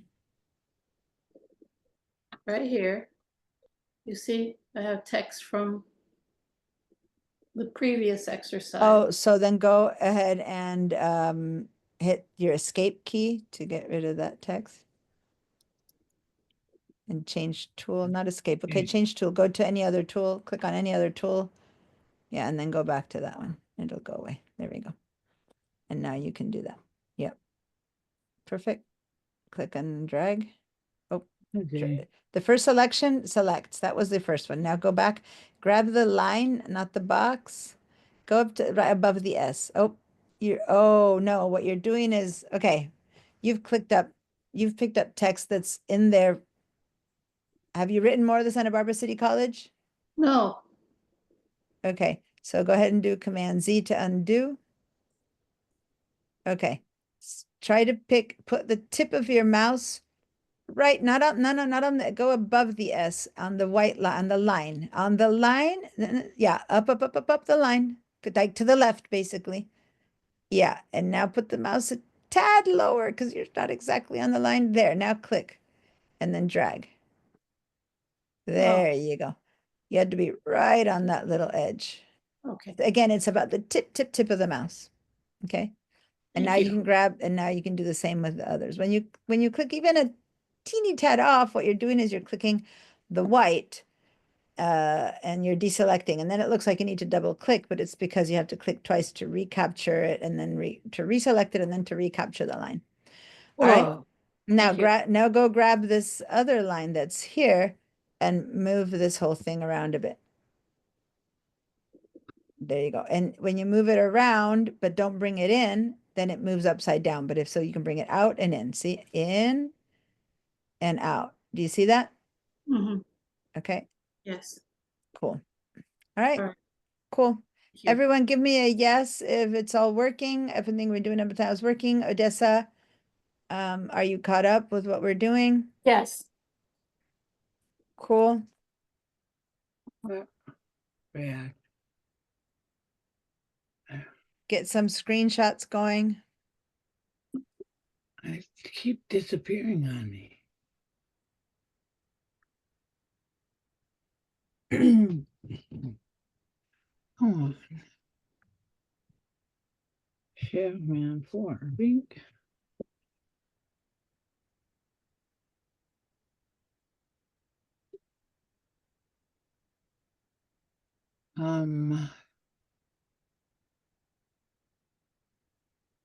But pardon me, I'll do that. That's top. Okay, what's that gonna be called?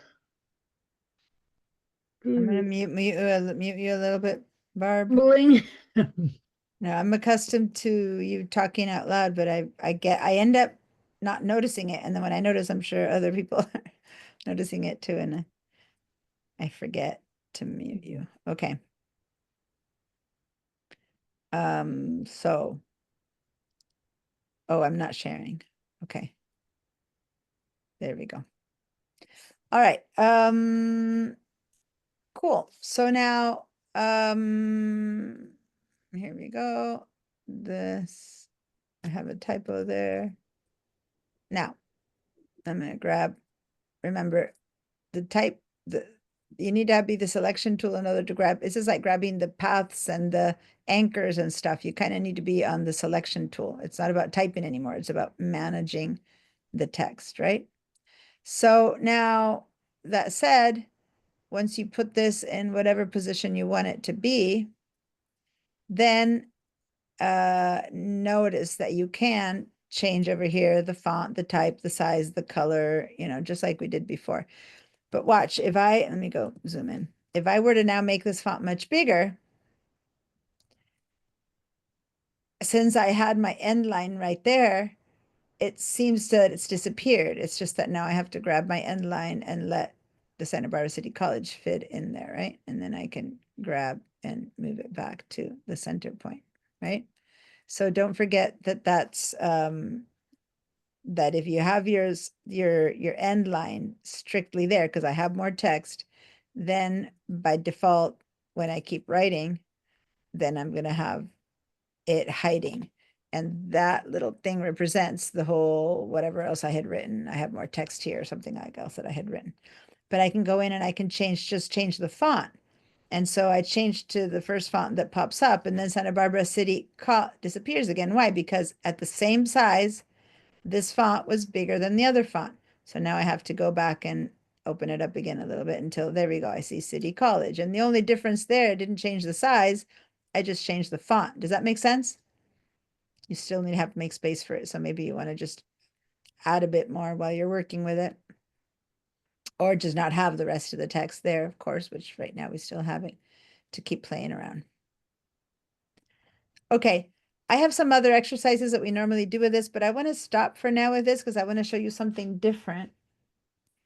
And save this file, give me some screenshots, and then leave this here. And if we have a little bit of time, I'll come back and we'll work a little bit more on this. But for now, I kind of want to move on to something else because I have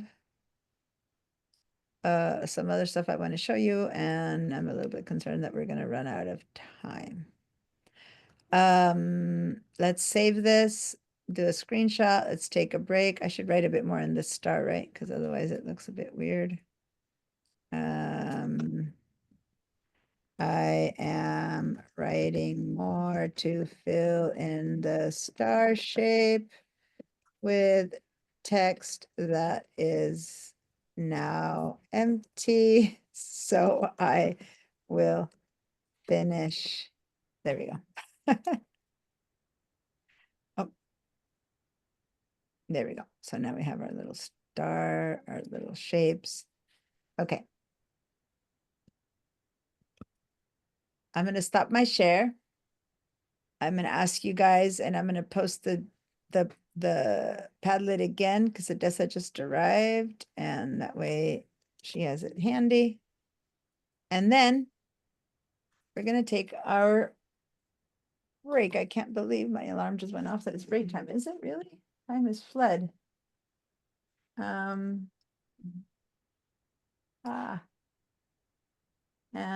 oh, I don't know then. My alarm is wrong. It's a little bit early for break. But you know what? Since I had rang and I already made the space to work on something else when we come back, let's go ahead and take our break now. That way when we start again, we'll start on something different. So what time is it? 10:38. So let's be back at, oh, I had uppercases. Let me start again. Be back at 10:38, 10:48. It's 8:56, is that right? Yeah. 56 a.m. Is that 15 minutes? All right. See you guys in 15.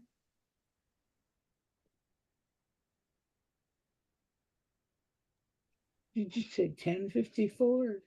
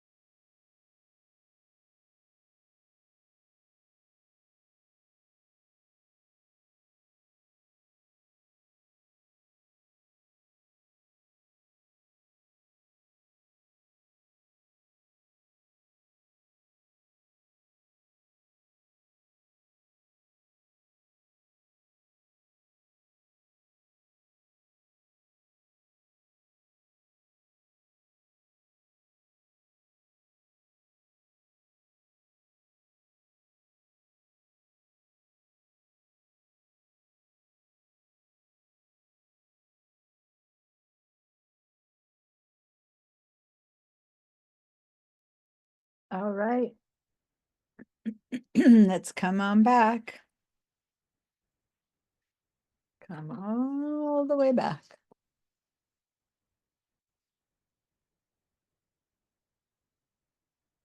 No, no. I'm sorry to hear that, Barbara. Okay. Uh-oh. Close my window. It's so windy that my door just slammed open.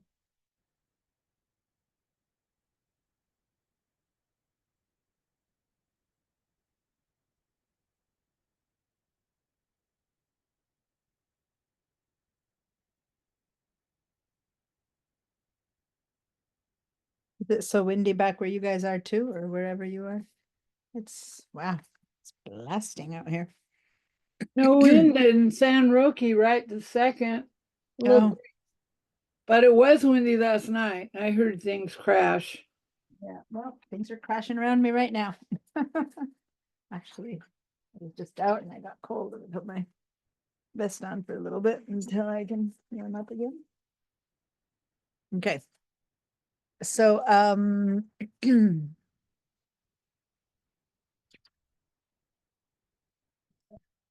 okay, so let's go ahead and start a new file.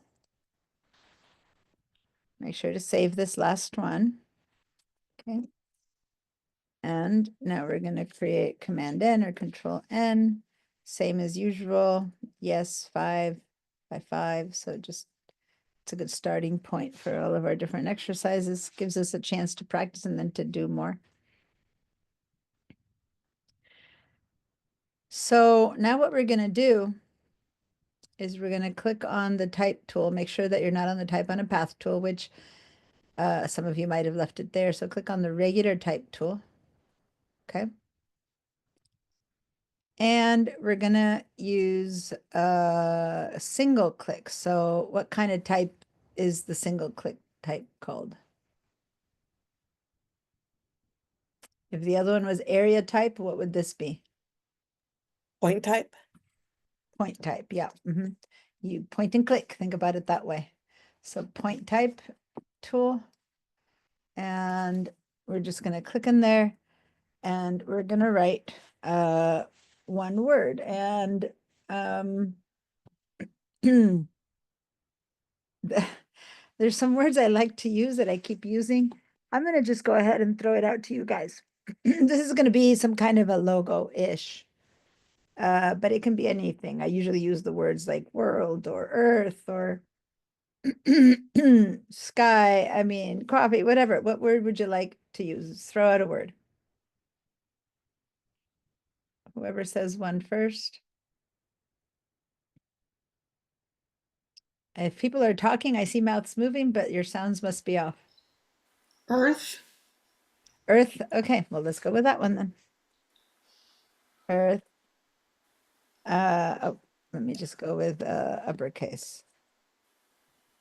Okay. And sometimes a word works more or less for what I want to do. So I might, for certain things I want to share with you. So I might choose a couple of other words too. But now that I wrote the word earth and change from type tool to move to selection tool again, now I have a bounding box around it. And remember, this is the one that if I drag in or out, I'm going to distort it, right? So make a point of not distorting it. And if you want to make this font bigger, you have two choices.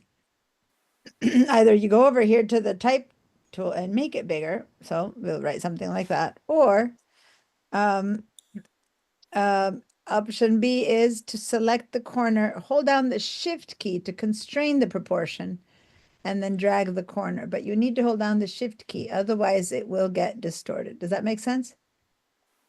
So you can either do it by numbers or by dragging, but you'll end up with a word that's about as, let me be a little bit smaller, about yay big. And if I look over here, it ended up being about 102.52. So whatever, that kind of works.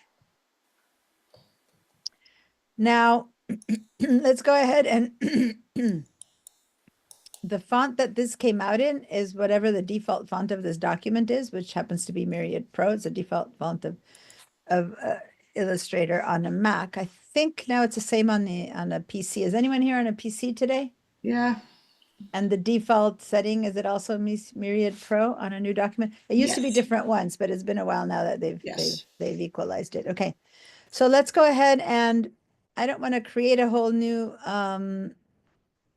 Earth. So what I'm going to do is I'm going to do the quick little copy, which what was the shortcut for copying this and getting another one without saying copy paste? Look what happens if I hold on my Option or Alt key. I get my double-headed arrow, and then I just click and drag and I get another one, right? So let's go ahead and do the same thing 2 times, and we're going to get Earth, Earth, and Earth. By the way, I haven't really taught you this of all the things I've managed to teach you. There's one thing I haven't taught you yet. So go ahead and put, and this isn't about text, it's about objects, but we're going to use this since we're at it. Go ahead and move them a little bit, one a little bit lower than that, a little bit off. Let's do something like that. And I just wanted to show you something that I'm going to show you kind of quickly, but that you can then take on to all your other Photoshop Illustrator things. If I wanted these to be one underneath the other and neatly aligned, I can do it by eye.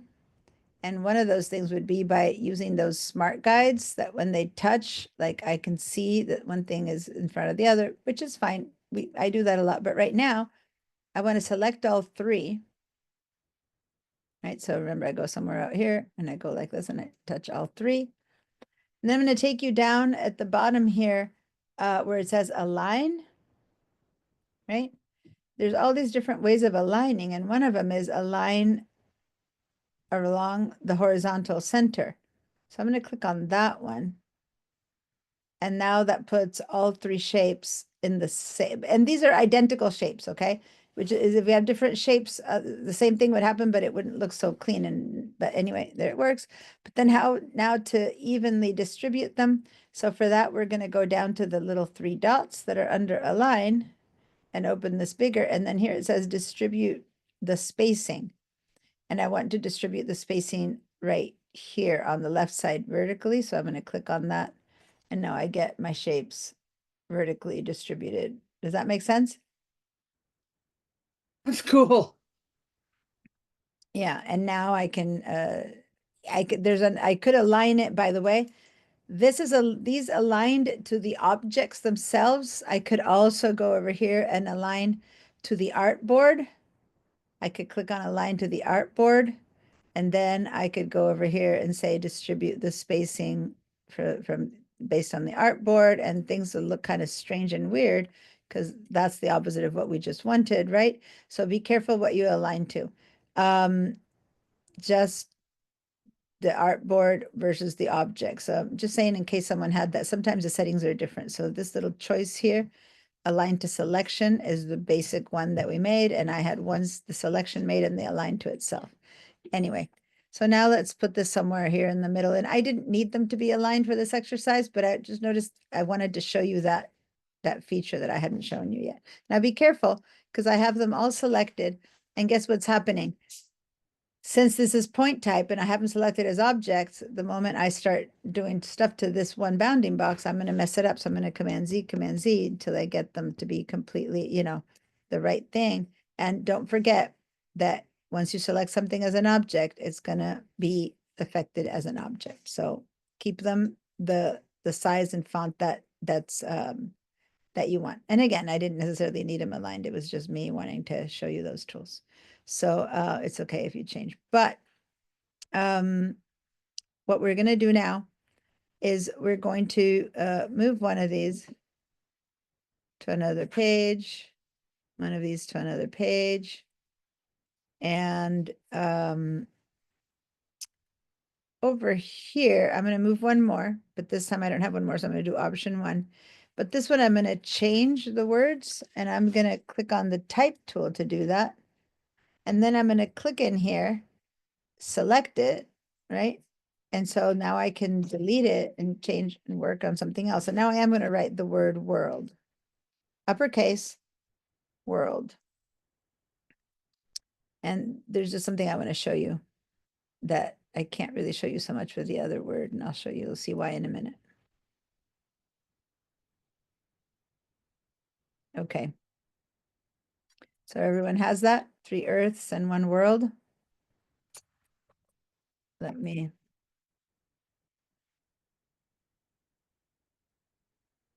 Back cleaned up.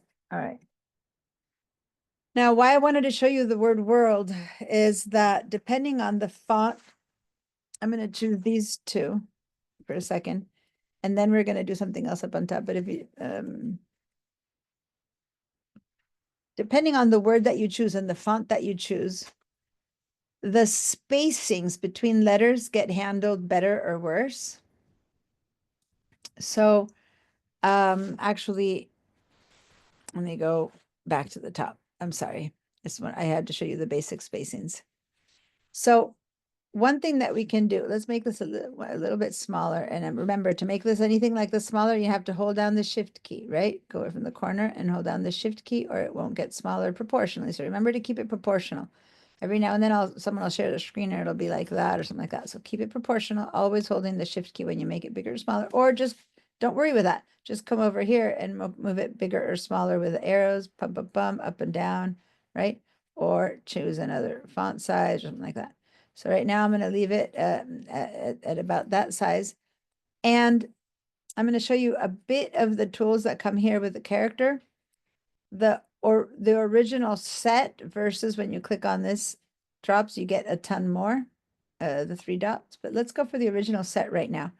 And what are these choices? Well, if you've used other apps before, like Word or whatever, you might notice that if you want to make something bold, you just click on a little B that says bold. If you want to make something italics, you click on the little I and makes it italics. You know that from most apps in the world that you do that.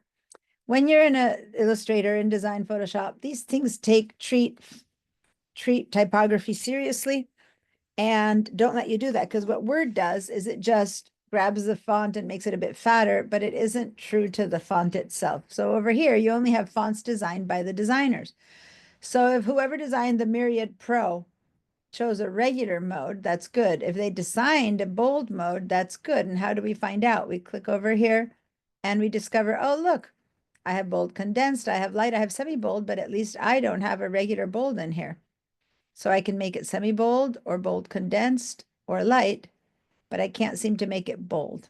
Does that make sense? You only have these choices. So I'm going to go ahead and make it light, for example. Now, if instead I click on the word Myriad Pro where the font is, then I can go and make it any other font. So I don't know what this one is, BC Mixture. So choose whatever you have, right? Don't go with one that I chose. So there I have that one. And let's see what versions of BC Mixer I have. And whoa, this designer, or at least this computer, has a ton of different versions. I have medium, italic, regular, light, semi-bold, bold, italic, right? So I have a lot of different options for this. And it looks like they're all italic down here, except for just like medium and regular. The rest, oh no, there's semi-bold, a bit of everything. So say I go with semi-bold, regular, right? So whatever you have here, so let's go choose another one. The fonts that you are choosing right now are going to be at the very top, because there's a line here, a little line here that shows me the top choices that I've just made. So if looks like I just used Bada Boom somewhere, so it's right there. But the rest will be alphabetical order starting after this one line. So Bada Boom is right there because I just used it. So when I use it again, I go back here and I discover that Bada Boom is at top now because I just used it, and Mixer is second and Myriad is third because that's in the order in which I used them. But if I start scrolling down, I'll discover that all of this is alphabetically ordered. I can go all the way, and I'm going to go really quickly down to like, I don't know, the S or the W or one of those. And I'm going to use Tahoma or Termina. Now, Termina, look at my screen for a second. Don't play around with your fonts. Just watch. Termina doesn't have a little arrow here, but Tamil Sanskram does. What this means is that there's more versions of Tamil Sangram and there's only one version of Termina. What do I mean by that? If I click on Tamil Sangram's little tiny triangle, it'll show me that there's regular and bold. If I click on Thonburi and it says that there's a number 3 and I open it, there's light, regular, and bold, but Termina here doesn't have any of that. That means that I'm stuck with just that. If I click on Termina, that's all it comes in. It comes in bold. Does that make sense? So that's all I have for Termina. But I can already know I'm going to have 10 choices of mixture because it said 10 over there. I have 91 choices of Acumen variable. I have 40 choices of myriad, et cetera, right? I'm going to go with anything, whatever. I'm going to look for something that has some more here. 5. I'm going to click on light, regular, medium. So I don't have to wait to choose it there. I can just go with, I just want Kohinoor medium. Boom. I already know it. And there it goes. Or I can then change and choose Kohinoor light, medium, or bold. Okay. So that's kind of how you use the fonts that exist on your computer. And then the moment you choose them, look at the top 10 now of 5, 6. Now I have Kohinoor, then Termina, then Badaboom, Mixture, and when I started with Myriad, and that's still from before, right? So if I choose one more, I don't know, I'm going to go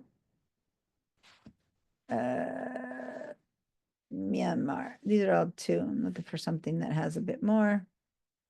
Let me see, Arial, Hebrew Scholar. So what's happening there? I'm choosing Arial, Hebrew Scholar. It didn't work. I'm going to go again and choose one of those and it won't work. And what's happening is that my font, my computer might not have this font. I'm choosing that one.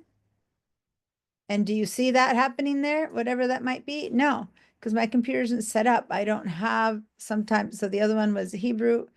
There's some others that I just don't have, like this one, all these Nodo, Sans, Felician, Regular. These are not fonts that my computer can do. So it just kind of defaults to whatever. Does that make sense?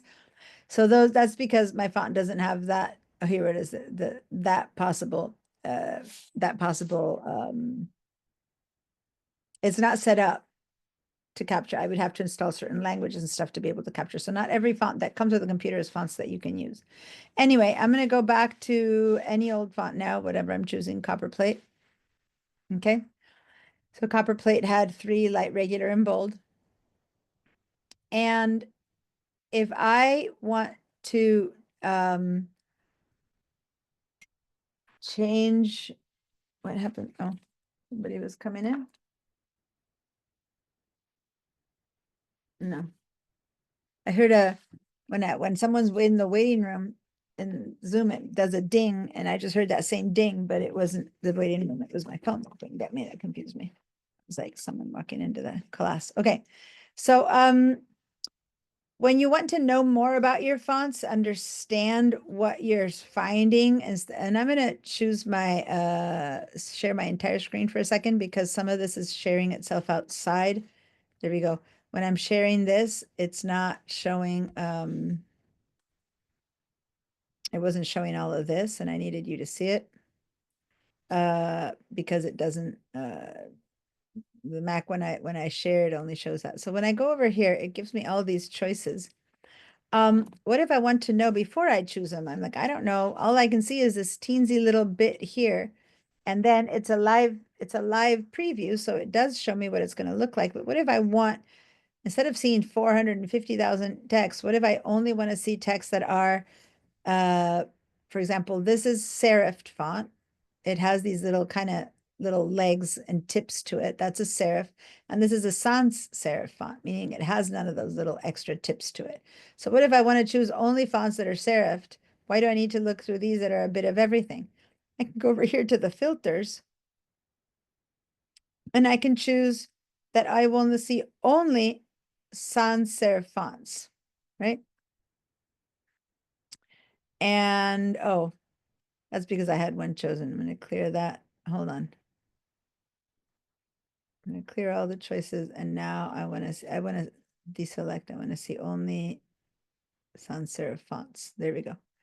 So now, no matter what I go up and down on, if you look over there, these are all, let me just drag this over a bit so it can be a bit easier to tell what I'm doing. These are all sans serif. See how none of these that are coming up have the little serifs pulling down. Yeah, because I have said to filter and give me only that.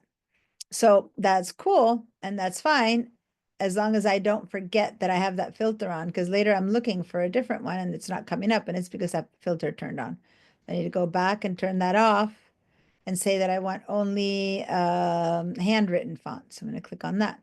And actually, there's only a few handwritten fonts that I have installed. Okay. So these are the only handwritten fonts that I have, but at least I don't have to search through all my fonts to find the handwritten font that I was looking for. Yeah. Now, I do need to continue with some other stuff that has to do with Illustrator. So if you take or have taken the Digital Techniques class, I'm going to show you how to get more fonts from Adobe, from other stuff. But right now I'm just showing you to deal with the fonts that we already own. So if I click on this one, I'm getting only decorative fonts, right? And so in decorative fonts, you get fonts that are not even fonts, that are just ornaments, like this one, Bodoni ornaments, and that is the EARTH. But if you click in this font, the E shows you that, the R shows you that. So little squiggles for books and stuff like that. There's a ton of decorative down here, all the wingdings and wing bats and stuff like that. There's all different shapes and symbols and whatnot. Okay. Back to all of that. If I don't want any of that, I can clear. And oh, and I can also clear. I'm going to clear all, say, for example, I want serifs, but I want them to only be serifs that are the very heavyweight serifs. So now I have serifs and the properties of, I don't want any of the light things. So now I'm showing only big fat serifs. Okay. Or I want to see only big skinny serifs. And so there we go. I'm seeing only skinny serifs. So for more about all of the rest of this, I'll talk more about that in a different class. There's many more things. Right now, I just wanted you to know how to find within what we have, within the choices that we got. I'm going to clear that all. And okay, and then that's it. Let's move it back here. And now I'm going to choose okay, since I don't even know what this original was, I'm going to delete it and I'm going to go back to this one and copy it back out because I don't remember what the original font was. I think it was just Myriad Pro. Yeah, Myriad Pro. Okay, you're good with that? And hopefully someone took a picture of this and a screenshot, and just in case, if not, I'm going to do that. But yeah, just so that you remember how to then find amongst all your fonts a little bit easier. Okay, now, once you do that, one thing that you might have noticed when you choose some of the, let's go to the word world. There's a thing where some fonts deal really well with the space between letters and some don't. So what do I mean? Notice that there's a distance between the W and the O and the O and the R and the R and the L, which is different. The R and the L are actually a little bit closer visually than the W and the O are over here, but then the R and the L are not as close as the L and the D are, right? And that's because the text is self-arranging itself to make it look good, right? But some fonts do this better than others. So it has to do with when you have round letters next to stick letters, next to, diagonal letters and stuff like that. So let's grab this word world. And notice that if I go to, just scroll a little bit now amongst different fonts, and you might find, okay, some of these deal with the space better than other. I have so many weird ones. So if I go to this one, for example, and make it a little bit smaller. What was it? Minion variable concert. I think this word right now is a bit off. Some of these don't look off and this one does. To me, the W is too far apart from the O, and the O is more far apart from the R than the L and the D are, and it just looks a little bit off.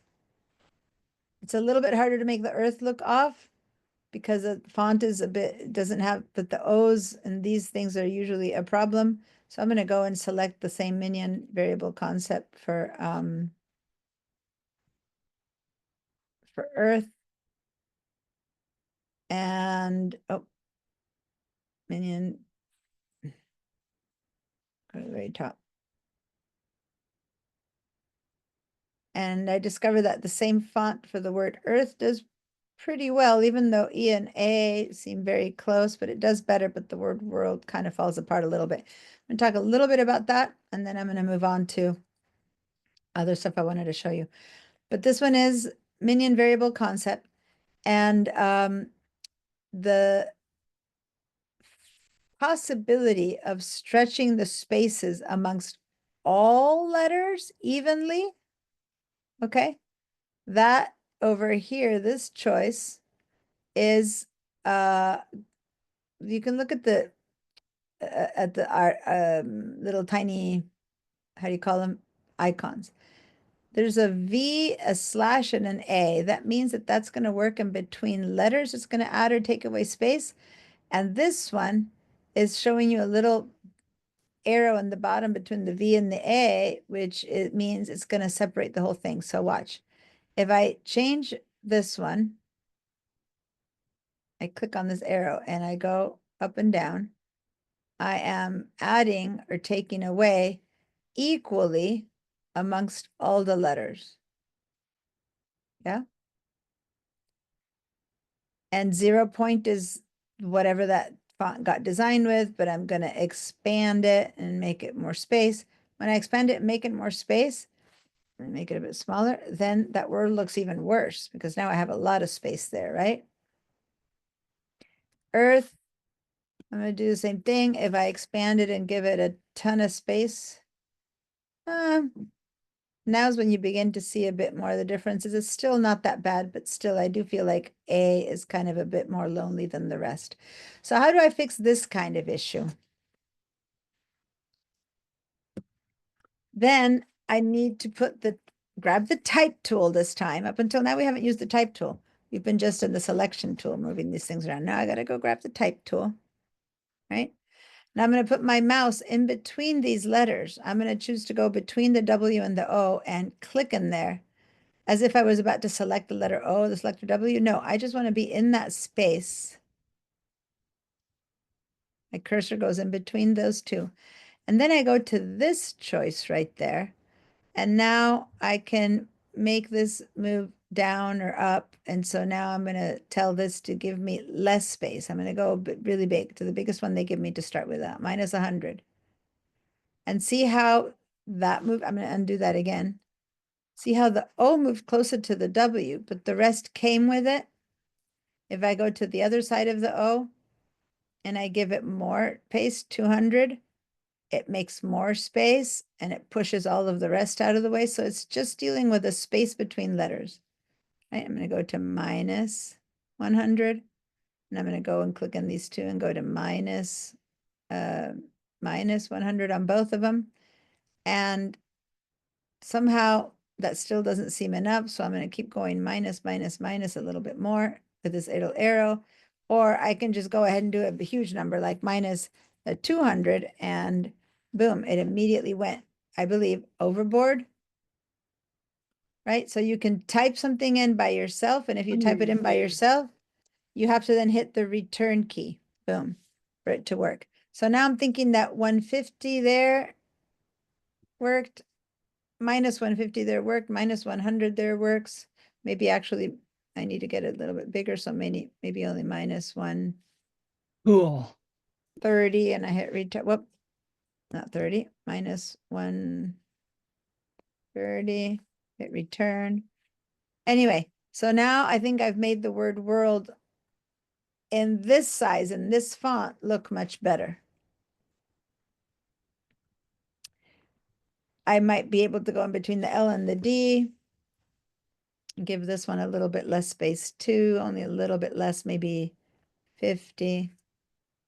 Yeah, so that kind of works. Now this doesn't jump out at me like something's wrong with the spaces.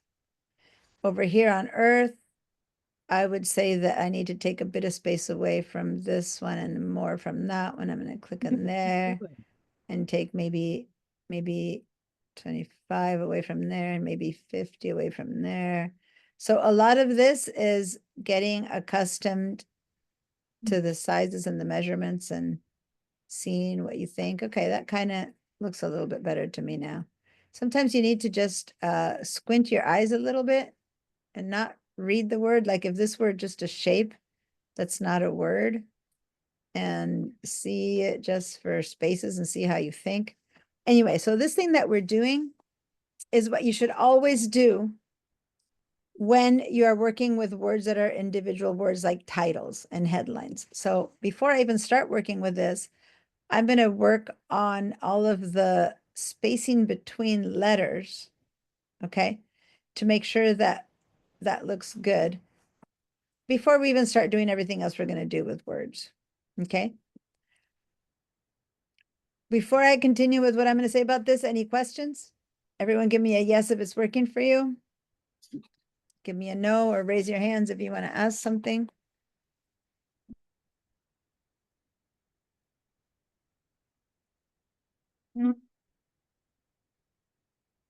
Hey, Barbara. I was following you, moving them, but they the numbers and stuff, but the letters themselves didn't move.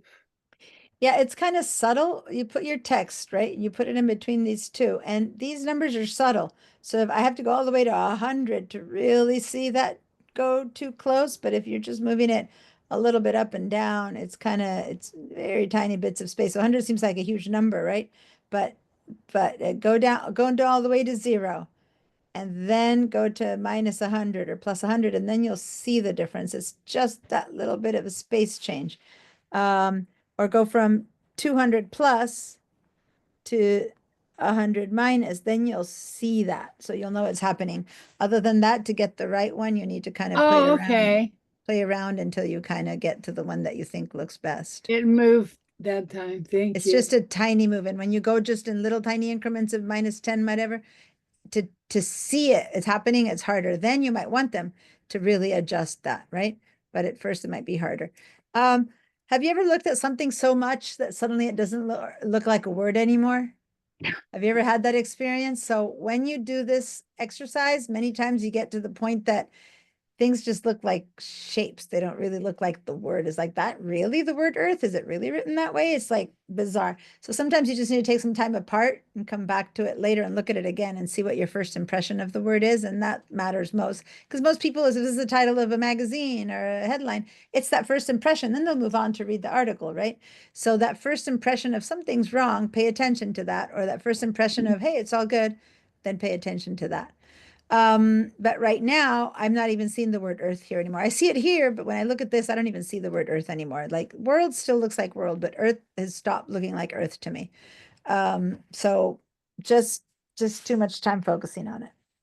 All right, so I just wanted to show you that stuff. Do some screenshots of that if you need. And then, well, if you need, if I see if we can do the screenshot with these tools up is what I was hoping. And let me see, when I try to do the screenshot, you can see that whole thing. So that's kind of what I want to see. And then this one is line step. So say that instead of earth alone, I'm going to click behind the word earth, and I'm going to return and write earth today, right? Then with this one, I can decide how much space I'm going to leave between those words. If I go to auto, that's the one that's technically supposed to be. And then if I decide to make them go closer or further, I can make them be like one on top of the other, which is a very typical logo-ish thing to do. So those would be the numbers. So if I want it not to be on top, but not to have the separation, that's 48, this is 60, neither one works, then I'm going to go down here and say, well, how about only 55? And then I'll hit the return, right? And then I'll get that kind of thing. And then today should end up at the same place as Earth. And so then I can go over here and begin to move. I'll have to select just the word today. And then just start bringing the total width down a little bit, down, down, down, down, down, until Earth and today are in sync with each other, right? And so then I click away and I look, and I go, oh, it's still a little bit further. But then I notice that today is one of those words like world where there's some weirdness. So I probably should have first gotten in there and fixed this. So I'm going to go with minus 100 there. And maybe minus, and anyway, minus 100 there. Maybe a little bit more minus, oh, sorry, the other way. Add a little bit more here. And now that means I need to re-stretch the whole thing out, right? So now I'm going to go back to stretching the whole thing out until it touches. And by the time I'm done with back and forths, I've managed to have Earth and Today be on the same line. Now, I'm not saying that this kind of works, by the way. This doesn't to me. Plus, see how the serif of the E and the arif of the T are not matching. So right now, I'm just not showing you an ideal sentence, just the kind of tools you have here. If I'm going to do this, Earth and Today next to each other, I would not put a serifed font because you're not going to get these little thingy hookies to work well. I would have chosen a non-serif font to do this, and that might work better, right? But anyway, just showing you what these 4 tools are. There's more stuff under here, but I'm going to ignore those for now. We're just going to go with these are the main ones that people use, and I just wanted to show that to you. Okay. And again, I'm going to scroll this down and show you this guy and these spaces. Whoops.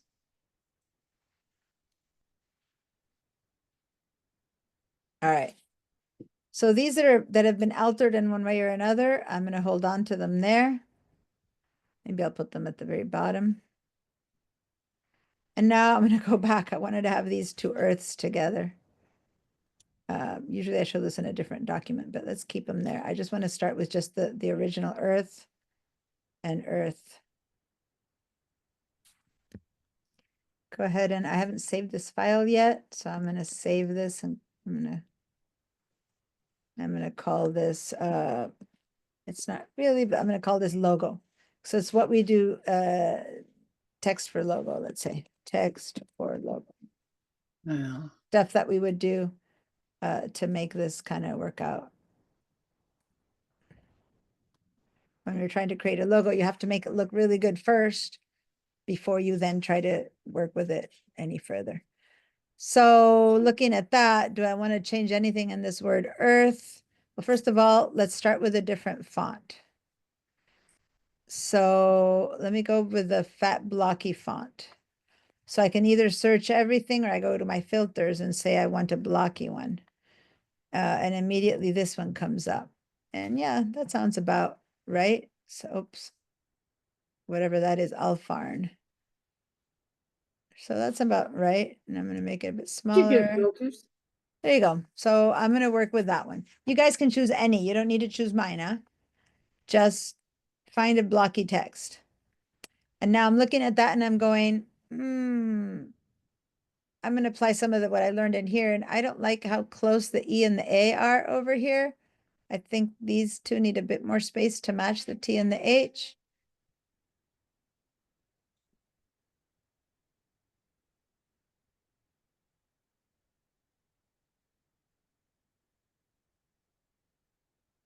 My neighbors must be. You guys hear that noise? Yeah, I have these headsets on, but you guys don't hear me, but there's a big, someone has signed something right next to me. Let me stop for a minute. It's so loud, I can barely hear you guys. Okay, the neighbors. All right, so I'm going to apply what I taught you here, and I'm going to give a bit more space because we want to first have it looking good before I play around with this much more. I'm going to go to my type tool. I'm going to sit between the E and the A, and I'm going to add a little bit of space. Maybe that much. And then between the A and the R, and you guys do that to it. I think that looks better. Okay, that definitely, I like it better than before. These were touching and it didn't work well to me.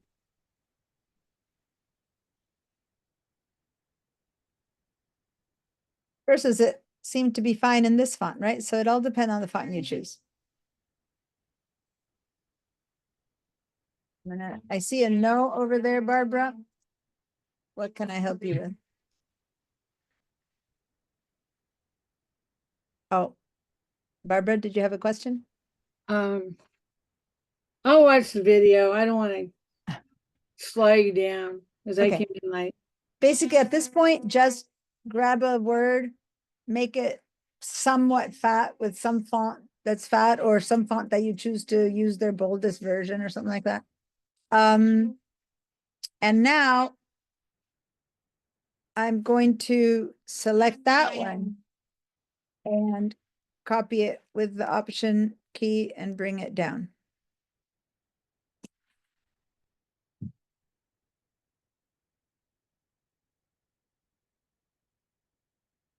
All right. So now this one and this one. Oh, and one more time, sorry. And one more time. So now we're going to do 3 of this one. Actually, I'm going to get rid of this one. We're going to work, since I got you to the font. At first, I wasn't going to do that, but since I got you to that, I don't need this one anymore. I just want 3 fatties. 3 words earth. And again, this word earth doesn't look like earth to me anymore. Okay. So this one is point type font.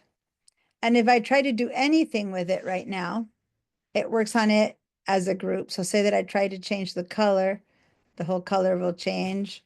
If I try to apply any effects, can I choose effects and work on effects on this? I'm going to see if I can give it a distort roughen. It roughens, it works. So, right, effects kind of work. This is stuff that we did the other day, right? So that kind of works. I'm going to cancel. Just showing you that it works. You can play around with those things later. So certain things work, others won't. If I try to feather it, right? And I think that's kind of, is a feather what you did with your moon, Jie? I think you did a feather to your moon. This one, is that what you did to that shape? Actually, I create 2 moons. The under one on the bottom one is I use the outline glow, and the Oh, top glow, one I okay. use feather. Great, great. Good, how do you call it? Layering of effects. All right. So those things work. I'm going to cancel. I don't want any effects on it right now, but I'm showing you some things work. If I try to select one letter and give it an effect, and I go over here and I try to give it an effect, nope, can't work. Stylize, feather, object, nothing that I was just doing works for one. Okay, because as text, it's not working. It's just working on the object. And the object is what I can use when I use the selection tool. That's an object. But when I try to go individually to choose a letter, yes, I can still change the color. That's about it. I can have a different color than the rest. But other than that, I can't. I can change font type things, which is font is color. Font would be the type of font. I could go to another font, right? I can suddenly choose a very different font for that letter because it's a font issue. I'm going to undo that. But other than that, the rest of what I tried to apply only works to the object itself. Does that make sense? If I try to grab my selection tool, remember, if I have a shape with my selection tool, I can go in there and I can distort the shape, right? If I try to do that with the font, with my white selection tool, nothing, I can't. That's not changeable, right? So there's, when you have font, it has different rules than what a shape, an object, stuff like that would have.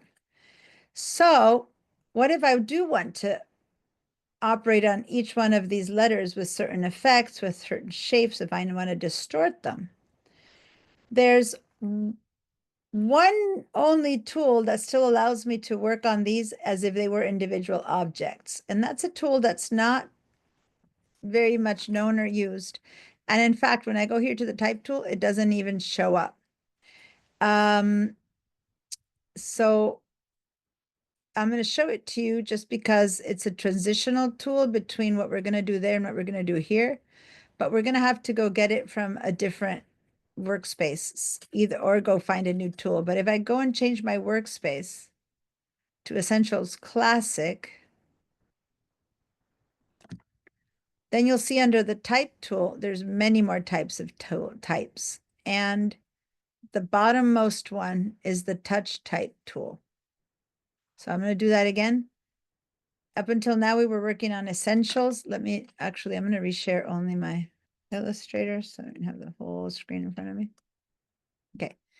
So when you go over here to the workspaces, if I choose Essentials Classic instead of Essentials, then I have many more type tools. And many of them are unnecessary, which is why they took them away because they're repetitions of others. But the bottom one doesn't exist in the Essentials. It's called the Touch Type tool. So go choose the Touch Type tool, right? And now let's go to the middle one. Each letter, it's still text, it's still font, but each letter can be worked with individually. So in some cases, so I can grab this little thing and I can move the position. I can make it bigger. I can bring it down, right? I can decide to grab the A and drag it close to that. Maybe I'll move the E and have it look like it's on the same angle as A. I'm going to make the A a little bit taller. Right, so I'm kind of playing around with some stuff. When you're doing that, can you soften a letter? We're going to try now. We're now going to try and see what it allows us to do. So now I'm Okay. just having I can distort it out of the place, but I can also lengthen it. So I'm just playing around with this. That's it. And that's nothing I haven't done before to this one. So I'm just seeing what it makes me lets me make it fatter or closer. And now let's see if it allows me to do effects on these. Nope, still can't. Because believe it or not, I'm still working on text. And that's the point I was trying to make. When you have text, and this is text, and this is text, you can only do certain things to text. The big difference with the touch type tool is it allows me to do it individually to letters, which before I couldn't, right?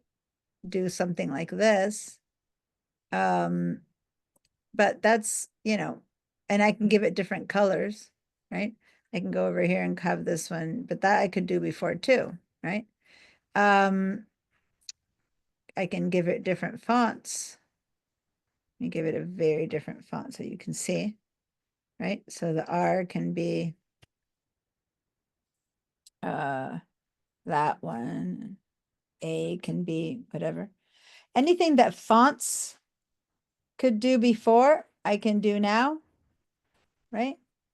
But the big difference is that it allows me to move them and it considers the spaces. If I move the A over, the rest moves over, right? It still kind of tries to keep it readable. And the most important thing, and this is crucial what I'm about to say, is that this is still text. So if I actually try to change this T for a Y, I can do that. So I'm going to go to my regular type tool and I'm going to select my T. I'm going to call this one a Y. I can still do that because it's still font. Okay. Wow. I can go over here and call this one, this H, a letter P. Okay. So it's still a font. Now I'm going to leave that there.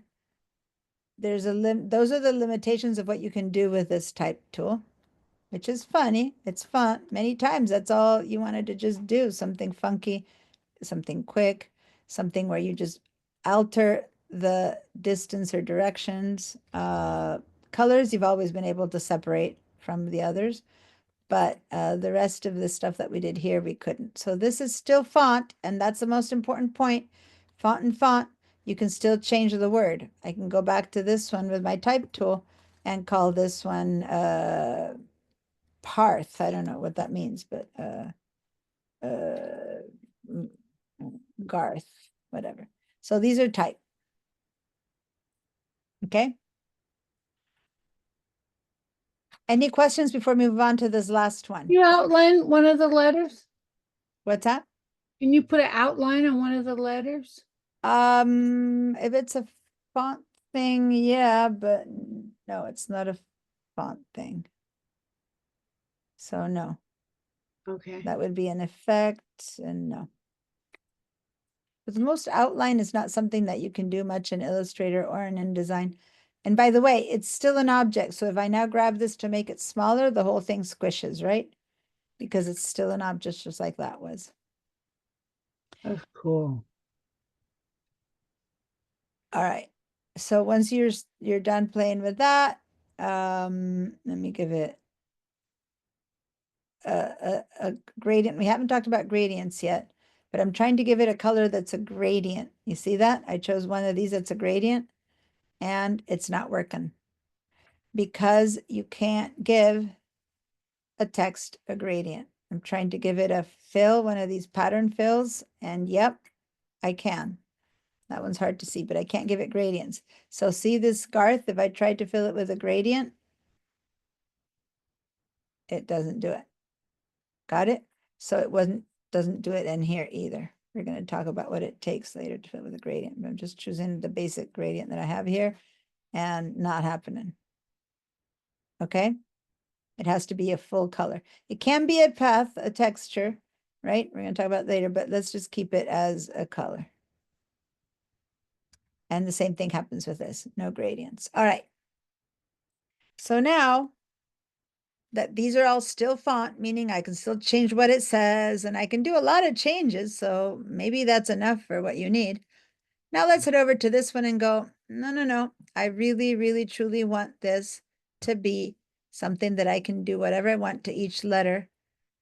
You have to make sure you have no more typos. You have to make sure that you've done everything else you need to do to this. And if that's what you want, now let's take a copy of this and move it up here. Okay, I hold the Option or Alt key. And what I'm going to do is I'm going to change it to not be text anymore. It won't be type anymore. I'm going to turn this into paths and vectors. Path and anchors. I'm going to turn it into a vector shape. So I'm going to do that by going up to the word type. And I'm going to say create outlines.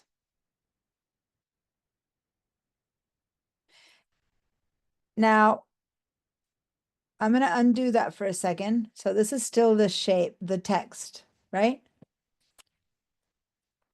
This is still the text. And notice that I have a bounding box that has some space around it. I have this bottom line that is the line where the text sits on top of.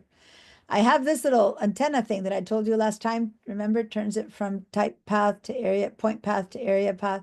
So this is still all fonts. When I say type, create outlines, see how the bounding box is now hugging the shape? And one more thing, I'm going to undo that one last time. I'm going to go to my layers. Oh, let's switch back to the regular essentials workspace so that you have the same boxes that we've been having. This has so many other options that I want to confuse you. Takes back to essentials now that we don't need the touch type tool anymore. We don't need that tool. So we're back in essentials. And when I open my layers, out of the way. When I open my layers, I have, up until now, I only have text, text, text. These are all text. Watch what's going to happen when I say type, create outlines.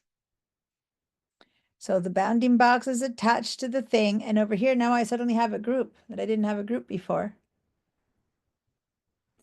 And when I open up the elements of that group, each letter is its own shape.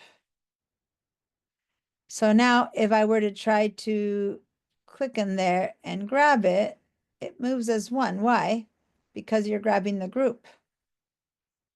But if I want to grab an individual one, I could either do it. We've taught you two ways. How would I do to grab just the R now?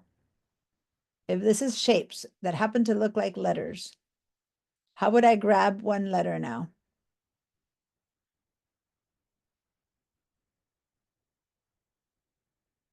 Couldn't you grab it in the group? Double click. Mm-hmm. Both of the answers are right. I could either grab it in the group. So I'm going to go grab the T. And there it is. The T is on its own. It's a floater. Or someone else said double click. I'll grab my E and I'm going to double click, double click, Double click, I've isolated it and then I work on it individually. Yeah?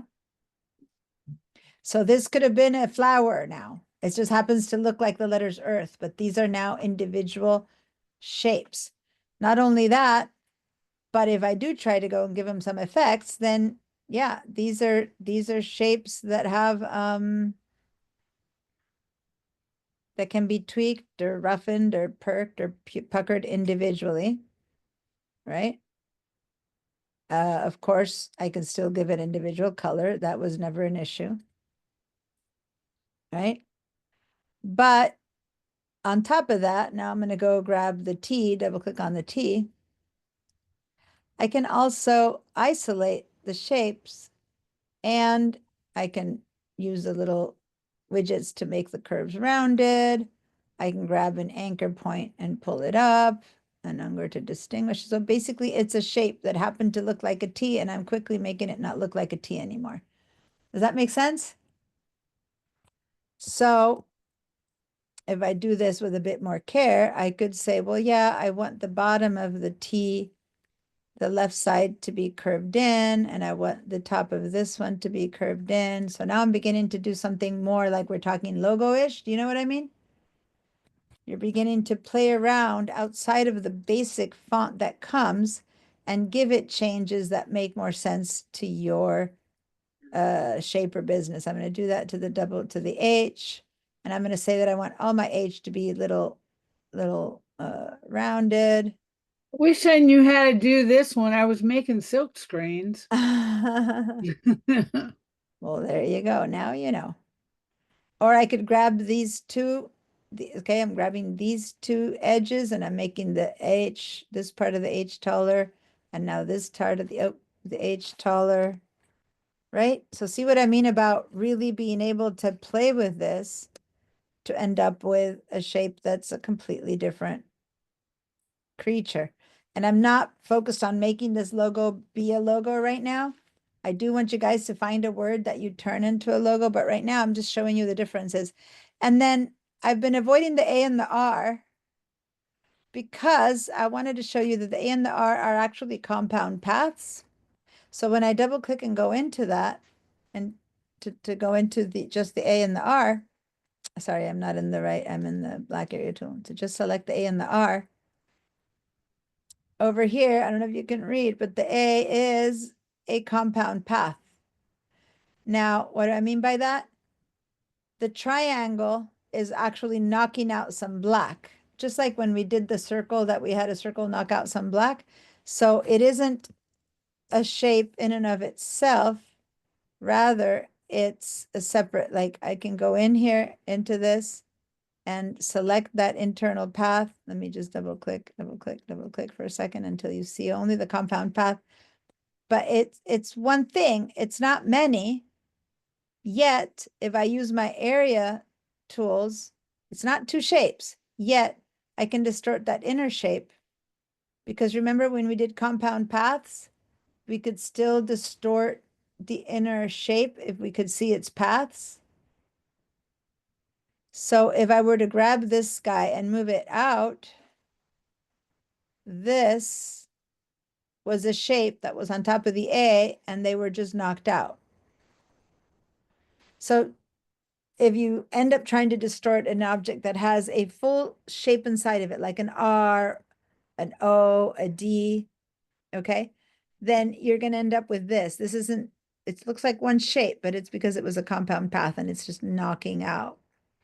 And if you don't remember that, I can show you really quickly. I'm going to hit escape. If you're like, not to remember what you're talking about, let me give you an example of this is a black box. And now I'm going to make a circle on top of it and make it be yellow or orange, right? So this is one shape on top of another shape. Remember? Oh, this is just one shape on top of another shape, remember? If I select both and I go over here and I ask one to be knocked out of the front, I'm going to hold down the, whoops. Over here, it says Alt click to create a compound shape, which is Option or click. So when I click on that, what happened now that is I have that compound shape that I was talking about.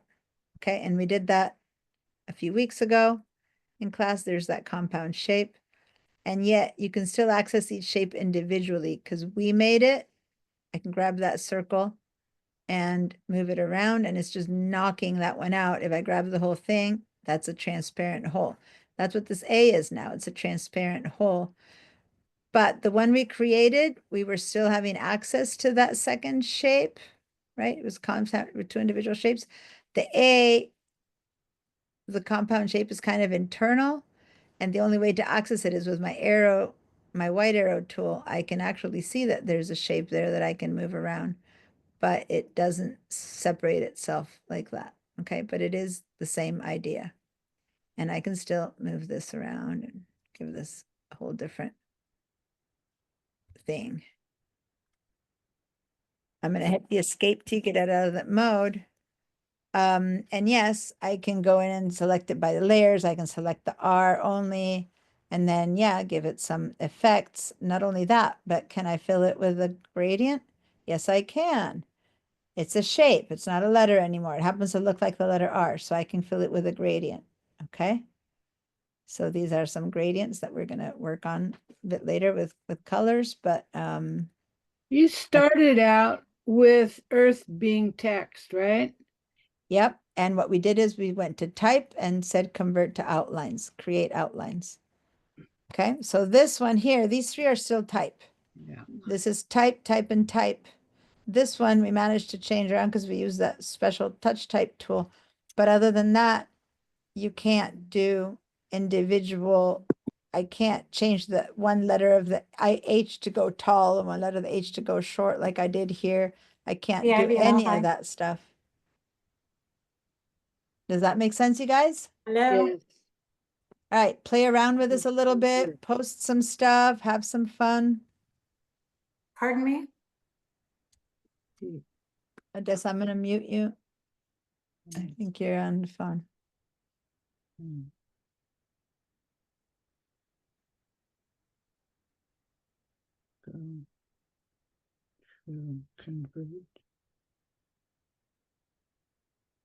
It can distort. And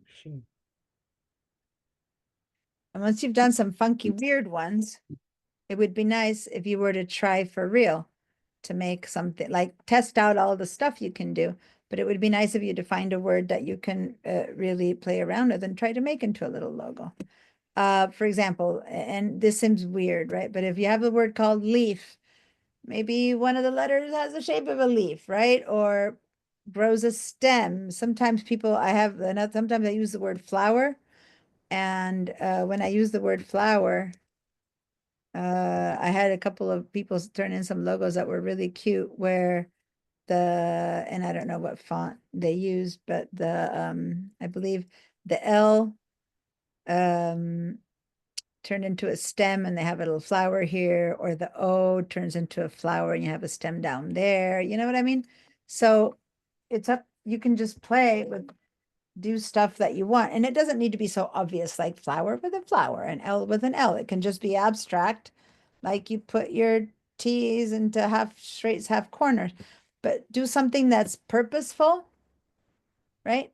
And so right now, while you guys are playing around, I'm going to head over to the handouts, not to the handouts, to the Padlet. And I'm going to start on your day 5 Diana, why would the homework, create outline be grayed out when I because it's already an outline. So you can only already create an outlines, outline? you can only create outlines out of text that's still text. But if you've already created outlines, you can't create outlines again. It's already done. So go back to text, write some new word, make it text, then you can create outlines out of that text to play around with it. Does that make sense? Yes, thank you. So we're gonna play around with text. First,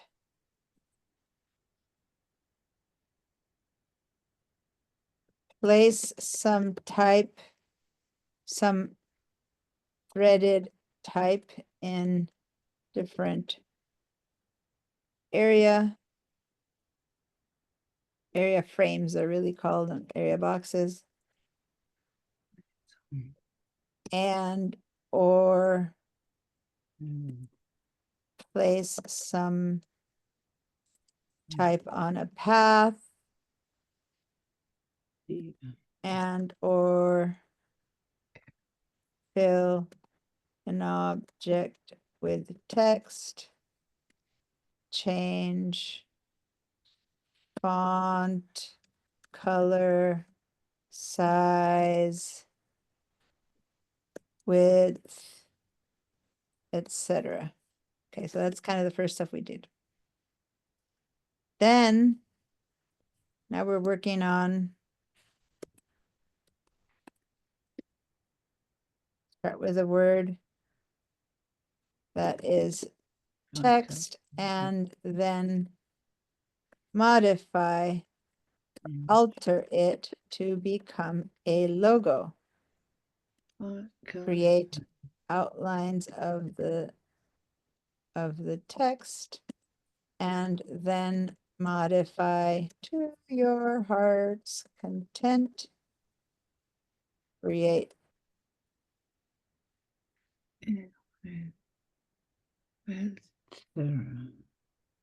create a logo or a headline. And when I say or a headline, I'm thinking like a headline of an article for a magazine where they do this kind of stuff, right? It'll be like spring and it'll be sprouting flowers and stuff like that. So that's what I mean. Let me post it to the top. Okay. So the word spring could be the headline of, spring recipes or whatever. And then spring is like bursting with flowers. That's what I mean by a logo or a headline. It doesn't need to be a logo for your business. Does that make sense? I just want to alter some text to make it look like some kind of an illustration versus just the text that it comes with. And yes, I think I had shown, but let me go back again. Yes, you can make a letter have, yeah, I did already do the effects. Okay. So where's my, this is the outer glow that Gia said she used. Okay. Which gives you that outer glow and you can change how big, how much, how small, how opacity, how much bigger to make the glow. I'm going to make it much bigger actually. Give it a big, big glow. Or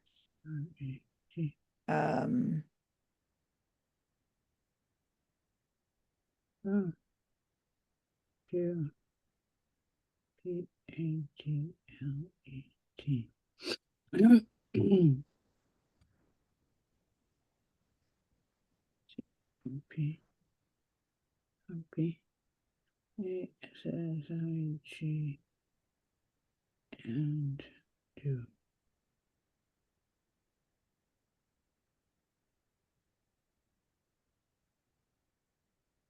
okay, I was wondering what had happened because they got rid of the 3D tools, but they still have some 3D tools and materials. So I was trying to play around with that. And I'm making like a little bit of a 3D out of this H.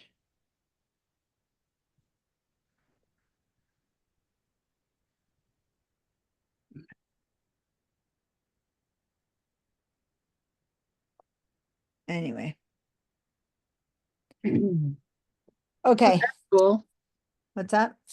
That H is cool.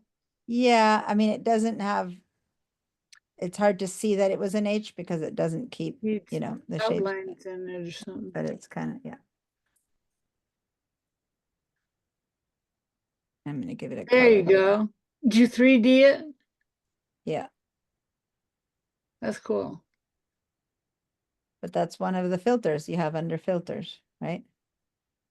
FX, 3D, and materials. And go to materials. Yeah, because they used to have, they decided to, it was, the whole 3D part was such a big deal that they turned it into a different app, and it's a bit harder now to just modify. In here, you have to be using, you can do some of this, but you can Oh, mainly go into a different program and bring in to have different textures and materials and stuff, which is a little bit also to the question that GA had. well, they about added that text. to Illustrator. You're not Um, using Illustrator, are it- you? I'm using Illustrator right now, but it just as an internal little effect, but there's not that much more than this that you can do. There's others, but anyway, it's a lot, right? You were flashing through that. Did I see extrude? Here you have extrude. extrude There and you go. bevel. That's Cool. that one. That was that one. Yeah. And then now I'm gonna just do like inflate, and so then it became kind of, there we go. So there's some of this that might help you with What some would you look materials. for to like bubble it, soften it, kind of balloon it? Hold on, GA. So here under 3D and materials, there are some materials that are possible to get a bit of a texture to it. You're getting probably much more complicated than, Okay. like, I don't know how much of this would work. Gia had a moon question that she had, so you're kind of stuck with these, or you have to create your own, but that one there looks very cratered, like it's called Comet Pits or something like that. So you Yeah, might want to, yesterday, actually, I tried a 3D effect, but it's like, it's not, yeah, it's not, that's what I was saying, it's not the same, I know, that's what I'm saying, give it a try, but it's not the same. It it's isn't like it's not like illustration. very natural. It's like very Exactly, hard exactly. something. Yeah, it's not exactly. It's not the same. It's not what you were asking for. But I thought I'd show them to you a little bit so that you could look at those. But yeah, if I try to do that and then feather it, and I don't know, it could be that that could kind of look craterish, you know, I don't know. Just saying, but yeah.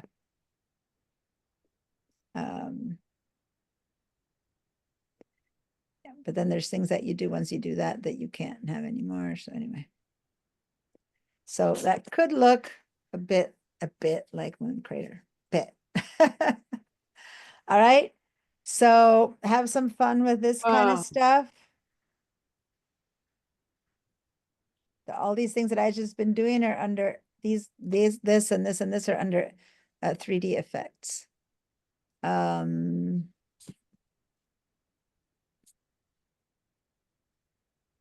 right.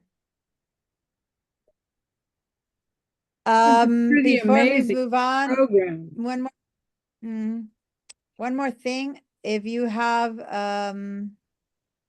let me upload. I don't know if you guys have a photo handy on your computer. So if you do, you can use any of your photos, but if not, let me upload a photo.